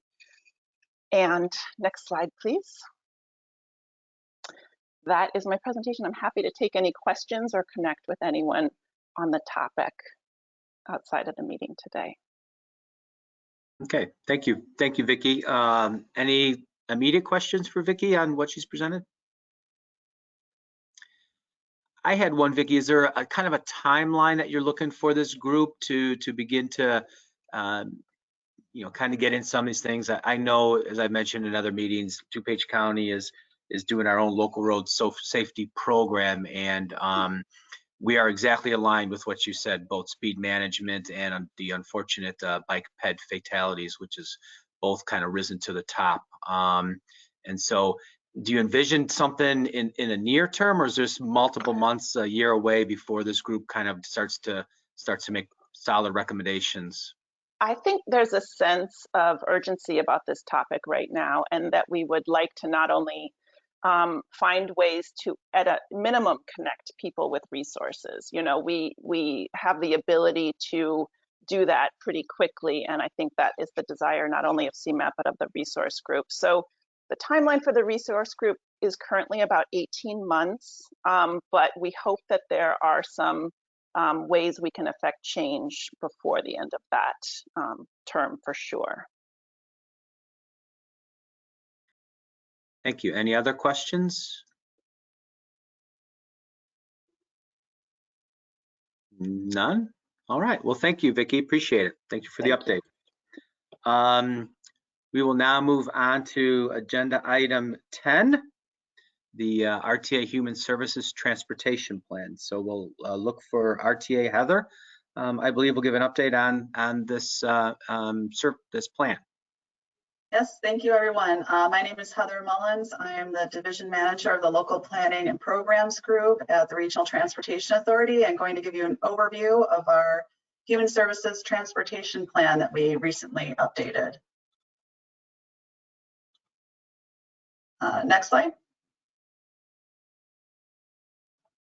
So what is a Human Services Transportation Plan? The HSTP identifies the transportation needs of individuals with disabilities, seniors, older adults, and people with low incomes. It also provides strategies for meeting those local needs and prioritizes transportation services and projects and project funding for implementation. Next slide. And why do we have an HSTP? The FTA requires that projects selected for funding under the Section 5310 program be included in a locally developed, coordinated public transit human services transportation plan, and that plan be developed and approved through a process that included participation by seniors, individuals with disabilities, representatives of public, private, and nonprofit transportation and human services providers, and other members of the public. The RTA originally created and adopted an HSTP back in 2007, updated that plan in 2013 to bring it in line with new regulations and acted under MAP 21 that created the Section 5310 program. And in an effort to keep the HSTP in line with current trends and needs, the RTA initiated another update in April of 2020. Next slide. So quickly, just an overview of what the Section 5310 program is as well. It is a formula grant program under the FTA that provides assistance to public transportation projects that focus on enhancing mobility for seniors and individuals with disabilities. Again, the RTA has administered several similar federal programs since 2006 and became the designated recipient for Section 5310 with the Illinois Department of Transportation in 2013. And as a co-designated recipient of Section 5310 funding, the RTA awards and administers eligible operating, mobility management, and operating projects and associated administrative expenses, while IDOT retains responsibility for awarding and administering grants for vehicles. Next slide. This is just a small timeline overview of where we started and where we're at right now. We kicked off the process in April of 2020, and over the spring and summer, we conducted our stakeholder engagement, the inventory, demographic analysis, and started to identify our needs and gaps. Near the end of the summer, around July, we started to developing our goals and strategies, prioritize those goals, and started looking at drafting our report, which we had by the end of 2020 for review for our project oversight committee. And early in January of this year, we had a final plan, draft plan developed that opened for a public comment period. I think that was late January or early February, and we're now going through our approval process, which starts with this meeting.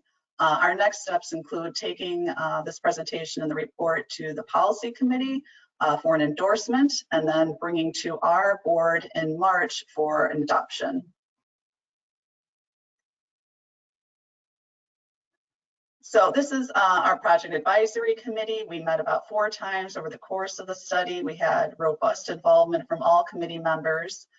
We did cast a very wide net with this committee and had close to about 50 participants in each of our meetings. Included representatives from municipalities, counties, our service boards, human service agencies, advocate organizations, and private providers. Next slide. So this gives a sense of the stakeholder and public involvement that we had as part of the process. Everything was done virtually. We kicked this off in April of last year. Everything was done via virtual meetings and things like that. We had 40 key stakeholder interviews, which included transportation providers, government representatives, human service agency representatives, as well as advocates. We also had some surveys that we administered electronically. We had nearly 350 public surveys, 180 driver surveys, and about 35 surveys for health and economic development organizations. And again, we also met with our project advisory committee approximately 4 times throughout the process. Next slide. In addition to that, we also held virtual focus groups. We had 2 in each county, 1 in Cook, and then 2 regional meetings that members of the region could attend. There were 13 meetings in total with a total of 130 attendees. Looked at topics such as mobility needs and medical and wellness needs, and also drilled down into the needs and challenges and potential solutions. Next slide. We also conducted a demographic analysis looking at the propensity for transit use, looking at senior and poverty rates, looking at population, employment, and income forecasts, veteran, minority, and disability incidents by county, and looking at indicators for higher need for public transit and human service transportation. Next slide. We also conducted a service inventory. We had conducted that back in 2013, so we were able to start with that and update it. It looked at a geographic coverage and analysis of gaps, looking at weekday, evening, and weekend service availability, and the variety of services that were provided for the diversity of riders we're looking at. Also made it possible for us to look at agency overlap and potential ability to share service features or to consolidate functions. Next slide. So we took all of these inputs and came up with our emerging mobility needs and our service gaps. And we identified seven of them that are on this chart here. I'll go through them quickly. The PACE and Township co-sponsored service, PACE-sponsored communications, municipal-sponsored services, travel training challenges, information challenges, unserved or underserved areas or populations, and then human service area client transportation programs. Next slide. And so based on those 7 areas of needs that we developed, we came up with 9 goals and strategies to help to meet those needs. I'm not going to go into detail on every one of them, but I will go through them quickly. And I guess if you have any questions on any individual goal, we can talk about that at the end. The first is to establish mobility management and travel training networks. The second is to expand service areas and hours on existing operations, or perhaps that might be new operations. The third is to coordinate fare media and implement capped fares for certain trips. The fourth is to coordinate volunteer driver support programs. The fifth is to improve access to suburban jobs for residents with low incomes. 6 is to expand consolidated vehicle procurement types. 7, explore collaboration or consolidation of similar services. 8, establish a regional one-call, one-click service. And 9, create an accessibility infrastructure database. Next slide. So in terms of implementation, we do view this as a regional document that includes many implementers, which would include the RTA. And from our perspective, our most applicable tool to implement this plan is our Section 5310 program. We do have a call for projects that's coming up next month, and we will be focusing on implementing recommendations from the HSTP as appropriate. I think we identified at least 7 of the 9 recommendations from the plan could potentially be implemented with funding from the Section 5310 program. That's primarily, I put the numbers here, but 1 was the mobility management, 2 was the expanded service hours and areas, 7 was exploring collaboration and consolidation of similar services. We expect that most of our applications are going to cover those specific goals. Next slide. So again, we have a call for projects coming up next month. That number's wrong, I'm sorry. It is our FY 2020 and 2021, got ahead of ourselves. It is a combined 2-year cycle. We do an every other year call for projects. The last time we held a call was in 2019. We have approximately 9.5 million in funding available for the operating and capital projects. That does not include the funding that goes to IDOT for their vehicle procurements. Our intent is to open the call on March 22nd. Applications will be due about 5 weeks later on April 22nd. We'll go through our application review and selection process over the spring and summer and intend to bring our recommended program of projects to our board in August. Next slide. That wraps up the presentation, and I'm happy to take any questions anyone may have. I believe we did provide a version of the HSTP in the meeting materials. That is not the final. There are still some comments that we're incorporating there. So if you happen to not see your comments in there, we are still working on that. Thank you. All right, thank you, Heather. Any questions for Heather?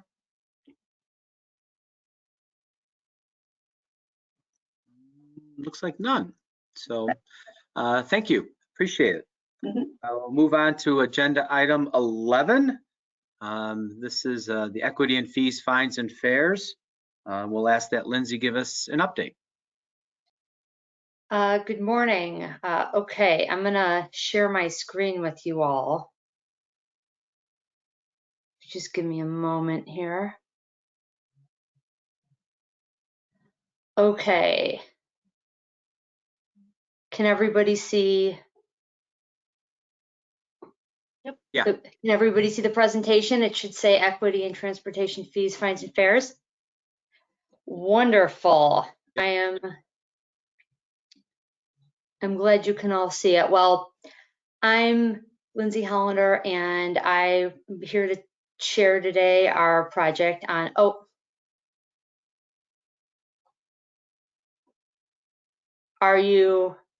is it showing again? Yeah. We can Okay, great. Anyway, a little over a year ago, CMAP undertook a project really to explore how onto 2050 recommendations to use user fees to fully fund the transportation system could be reconciled with our recommendations on leveraging the transportation network to promote inclusive growth. And we wanted to assess how affordable transportation fees, fines, and fares are for residents with low income, as well as some of the outcomes and consequences to those impacts, including for how residents are able to access the transportation network. And we intend to publish a report on our findings this spring. Our goals on the project were twofold. Not only have we focused on assessing equity impacts for residents with low income, but our goal is also to really look at developing strategies to reduce any disproportionate impacts that we observed through our analysis. And we convened a broad set of partners throughout the process. We've had many conversations with experts and stakeholders throughout the region, but we also convened a resource group to engage with some of our partners on a more regular basis. The group met several times throughout the past year and a half or so to, one, review our assessment of the equity of fees, fines, and fares, but then also help us identify strategies to reduce those impacts on residents with low income. And as you can see on your screens, the resource group included a broad array of our partners, transit agencies, local governments, as well as civic groups like the Center for Neighborhood Technology, Metropolitan Planning Council, and UIC researchers. And as part of the process, we started by selecting several fees, fines, and fares for evaluation, and we did this in consultation with that group. We looked at motor fuel taxes. We looked also at ON2 2050's recommendation for a transition from the motor fuel tax to a road usage charge. We looked at traffic violations and delinquency fines, transit fares, tolling, price parking. We looked at state and local motor vehicle registration fees, and we also looked at TNC fees such as those that the city of Chicago imposes on Uber and Lyft rides. And what did we want to know? We wanted to understand to what degree are residents with lower incomes impacted by these transportation fees, fines, and fares? And we also wanted to understand whether these residents are disproportionately burdened by transportation fees, fines, and fares. I wanted to start off by sharing some of the overall challenges that the region has in improving general equity for the transportation network. One large challenge is that nearly 12% of residents of the larger Chicago metropolitan area live in poverty. And that rate is greater for residents living with disabilities, as well as for residents who are Black or of Hispanic or Latino origin. In our analysis of consumer expenditure data for the region, as well as research on national data, indicates that people in poverty really often struggle to pay for even basic expenses like transportation. And for these households, really any expense, including the cost of transportation to work, school, and everyday activities, is often unaffordable. The cost of owning a vehicle is high, and many households with low income and residents of color don't have access to some transit options that would connect them to jobs within a reasonable travel time. Another challenge for the region is that our transportation system is in need of significant investment.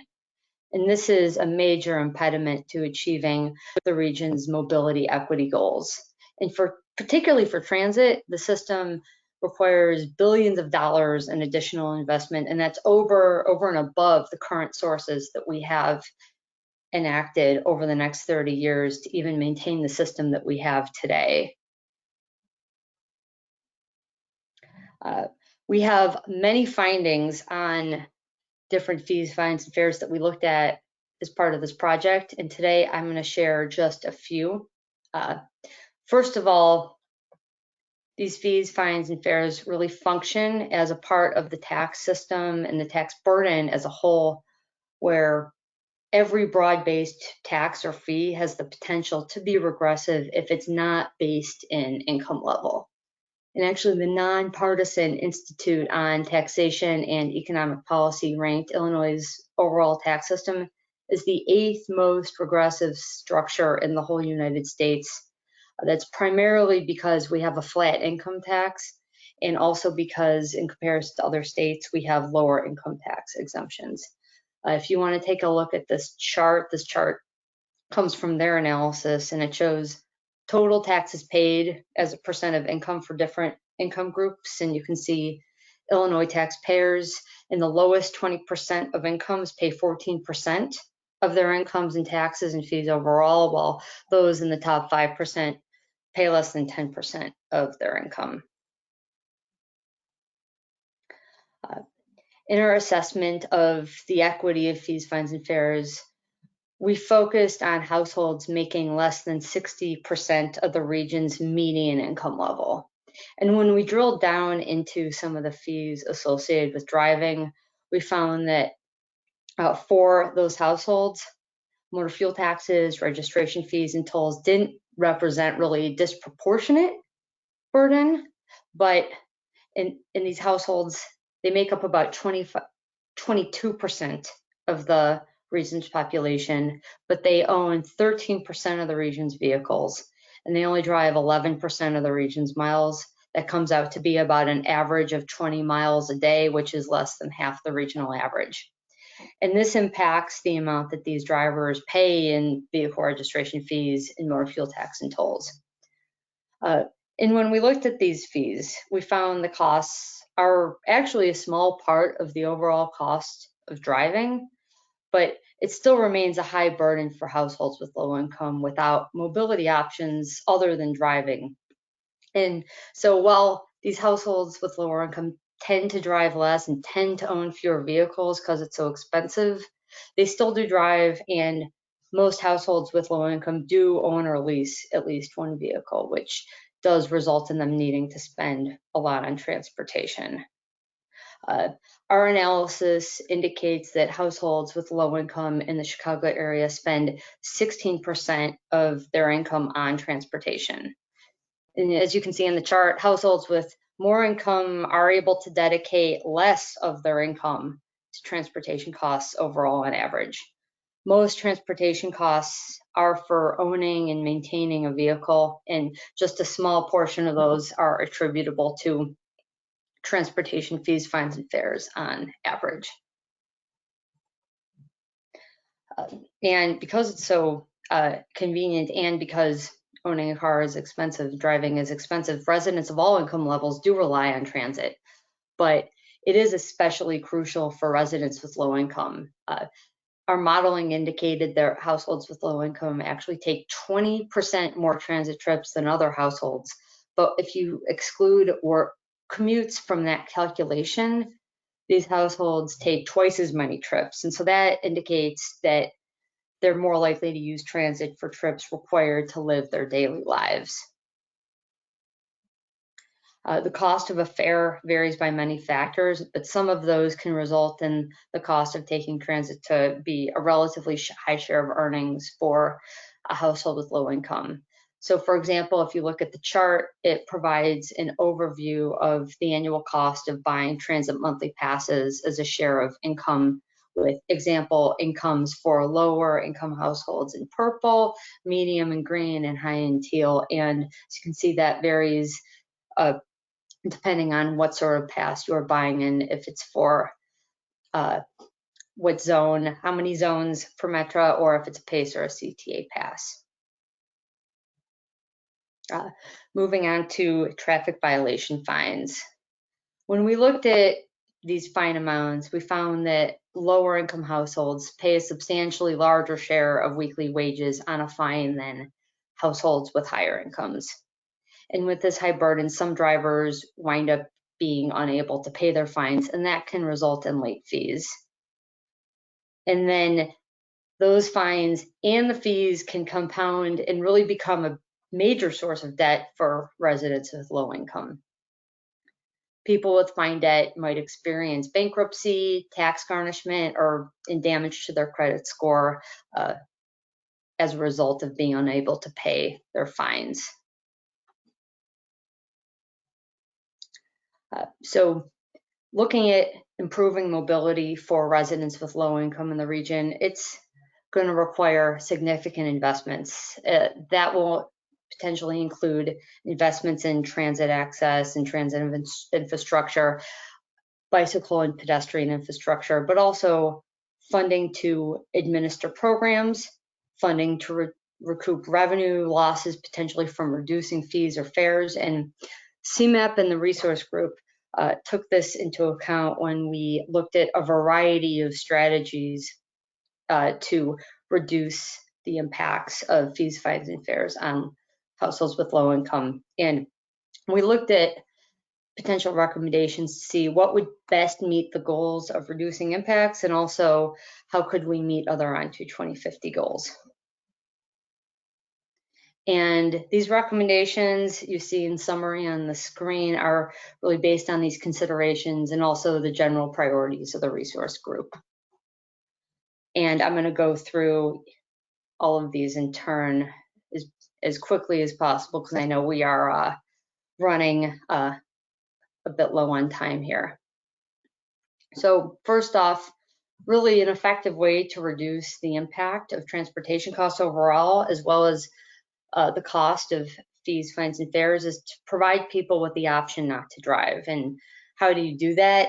You can make investments in some of these lower cost mobility options like transit or bicycle and pedestrian infrastructure. As you can see on the chart, people across the whole income spectrum already rely on transit and bicycle and pedestrian options as the colors on the left side of the chart. Next, introducing more progressivity into the income tax would just reduce the regressiveness of the overall tax burden and mitigate impacts of any regressiveness of transportation fees, fines, and fares, and also other sales and excise taxes. And to do this, the state could approve legislation to reduce the income tax burden on households with low income. And there are several ways you could do that. This chart, we put a couple scenarios in this chart. You can see in green that you could increase the personal exemption. You could implement graduated income tax rates, that's in purple. And also not on this chart, an option to do this is to expand or increase the state's earned income tax credit.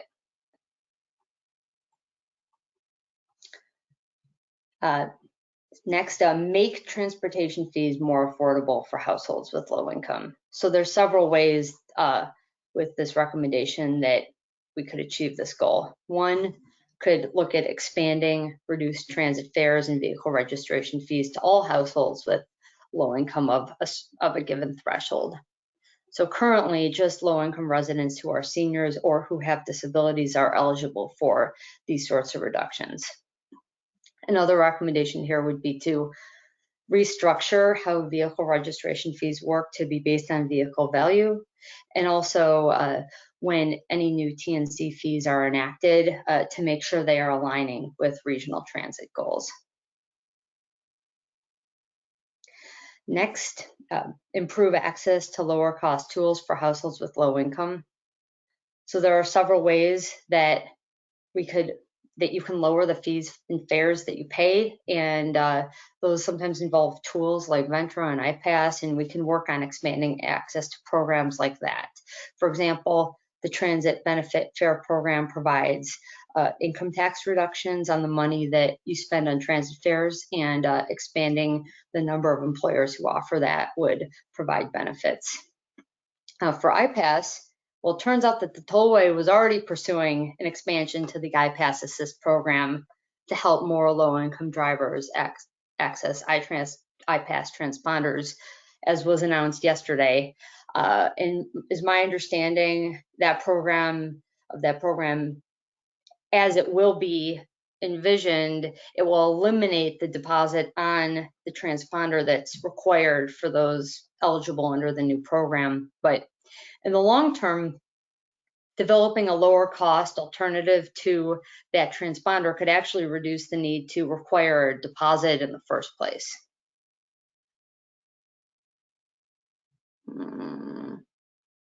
There we go. Pilot initiatives that coordinate fee and fare collection. So in Northeastern Illinois, residents must navigate many different public agencies to pay their fees and fares. And simply making it a little easier to do that might increase compliance and may even reduce the incidence of late fees and fines. This could include initiatives to allow people to obtain an iPass or to pay municipal vehicle fees at the Illinois Secretary of State or at other publicly accessible facilities. It also includes ON 2050's recommendation to implement full fare integration across service providers, including transit services and other modes of transportation. Next, make paying for parking more feasible for both residents and delivery drivers. So it's important that there is short-term parking that people can pay with a variety of payment options and with limited transaction fees. This can help drivers that don't have credit cards and also help people avoid paying parking fines in the first place. And finally,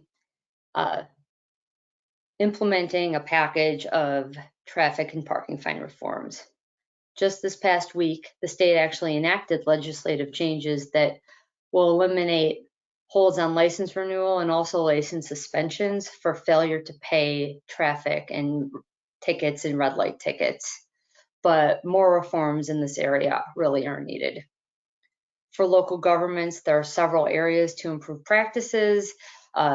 Those could include assessing fine levels to ensure that they meet safety rather than revenue goals, and also looking at reforming repayment plans for fines.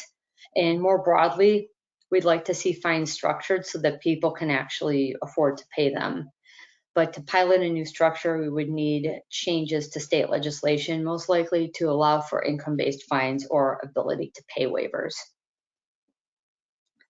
So I wanted to give the opportunity for you all to, one, I'm happy to address any questions or comments on the project, but also we'd love to hear about what you think the region should do on prioritizing opportunities around equity, and also what your agencies are interested in with regard to equity priorities, and whether or not the recommendations I just shared really are aligning with what you're pursuing.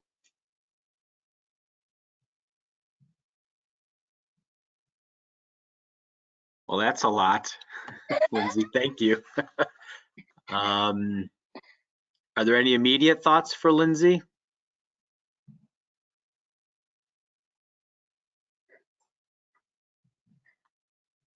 None?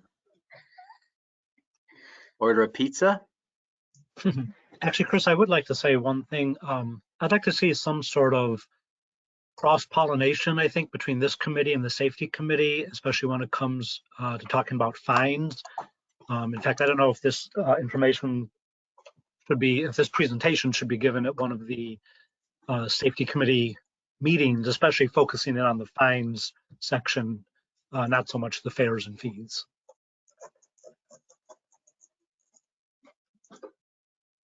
Yeah, I think that's a great idea. Yeah, because that came up as a discussion, fines and the equity of fines in our committee, and there was some disagreement over the use of fines.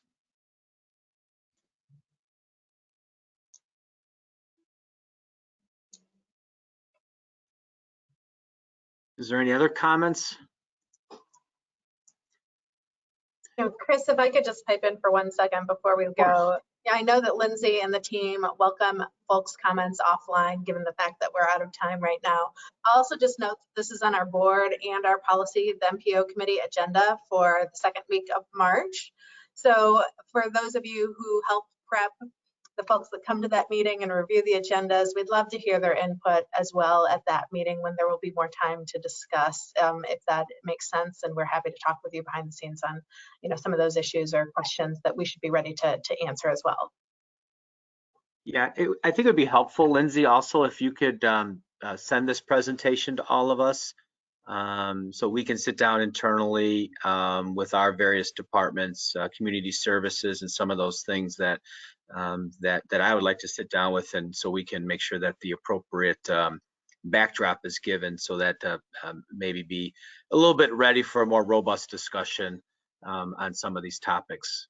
So if that could be sent to us, that would be great. Yeah, I would be happy to. Yeah, I can share that with Doug and Lindsay, and they can make sure it gets out to you all. Yeah, Chris, this presentation and all the presentations will be posted on the committee meeting materials page following the meeting. Okay. Maybe if you could just send to the committee just as a reminder that it's out there. Yep, will do. If I don't have an email, I forget. I have Post-its all over my office to look at my email. And if I could just, the one thing I think I got from this, Lindsay, was when it came to motor fuel tax and tolls as a transportation expense for owning a vehicle, I think you kind of said it's not disproportionately impact lower income because they may only have one vehicle, they may only drive 20 miles on an average day. Is that accurate? That is accurate, yes. That in general, our findings and our modeling indicate that the impacts are not disproportionate for those particular fees, fines, and fares, but the overall cost of driving, which do include those, does wind up being a significant cost burden. Right. And our recommendations are aligned with those findings. Okay. Okay. Anything else to add?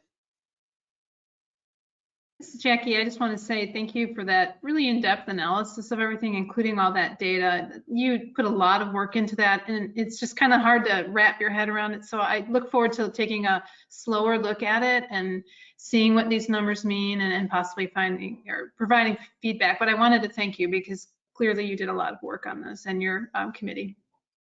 Great. No, we appreciate that. We had many people working on this analysis at CMAP, and it did turn out to be quite extensive. And so, yeah, I look forward to sharing the presentation with you, and then eventually the report that really digs in even more to some of the work.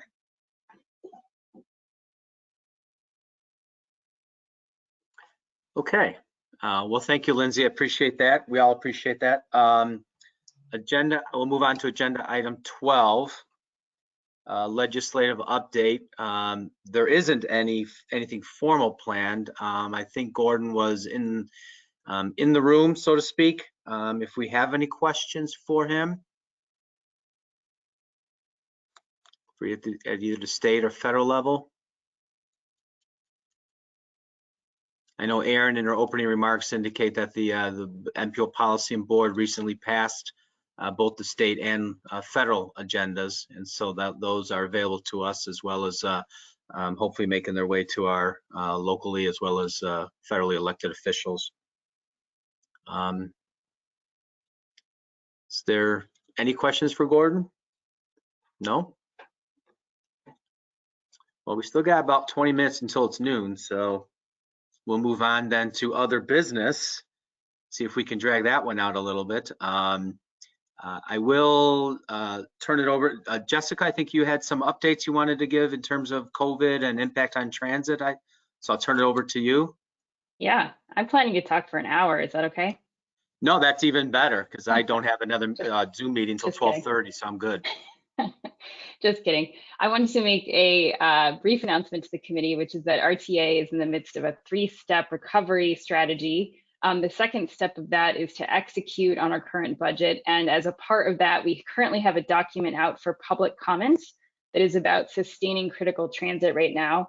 And in that document, we're establishing a method for identifying transit critical need areas throughout the region, and a recommendation for using that structure to allocate the CRISA funds that we've received for our region.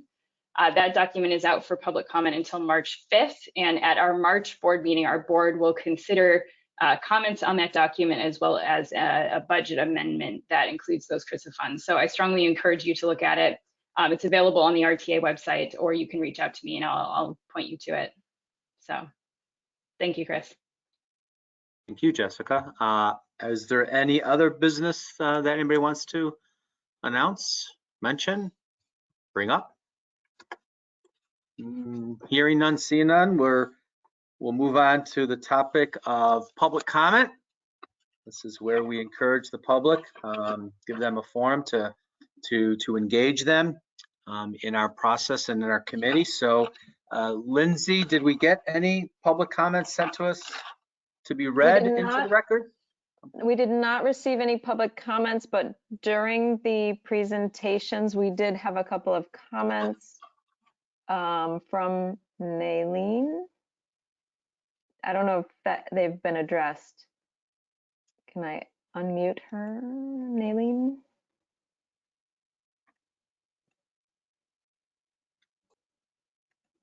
I'm not sure if I can unmute.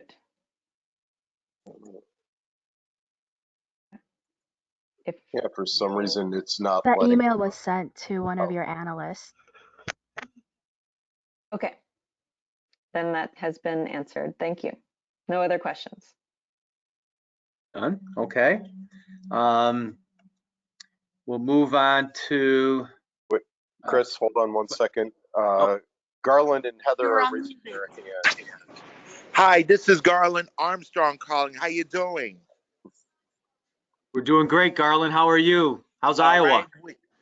Well, right now there's a foot of snow right now in Des Moines, Iowa. So we're gonna wait until when the snow melts. But we're gonna go and check the apartment in Des Moines and on March 3rd, and then the new landlord will check on. We'll see what is what, and then we'll be there for a week, and we'll come right back and here to be quarantined.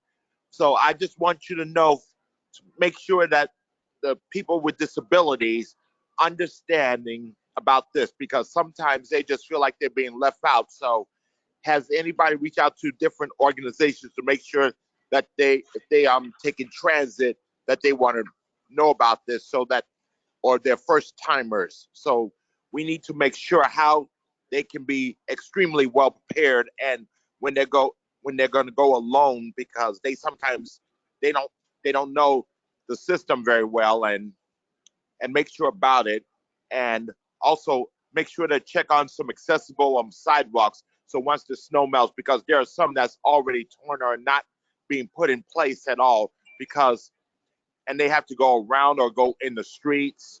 So make sure to check on that in the Chicagoland area, because they'll be saying, hey, where's the sidewalks? I don't see any sidewalks at all. And you got to make sure, because those in different counties, they'll say no sidewalks, and have to take a risk walking the streets. And here comes some cars going to be going like 90 miles per hour. So I want y'all to be well aware of that. And we don't want another death for the ADA. And then there'll be some more lawsuits will be coming. So just want to give you a heads up on that. Okay, thank you, Garland. All right. Thank you. You can keep that foot of snow in Iowa. It's about 90 degrees here and sunny. So we miss you. Any other public comment? There are no other hands raised. No other hands raised? So, okay. Then we'll move on to the next item, 15. The next meeting will be April 16th. I think that's the day after tax day, so that's always a good day to celebrate and have a meeting. Right now, I'll entertain a motion to adjourn. So This moved. is Jackie, so moved. Thank you, Jackie. And a second? Doug seconds. Perfect. Do we need a roll call, Lindsay? We do not. All right, everyone. Well, thank you. I'm getting a call from Davenport, Iowa. I don't know if that's coincidental. So anyway, so with that, the meeting is adjourned. Thank you, everyone. Stay safe. Enjoy your weekend. Thank you. Thank you. Have a good day, everybody.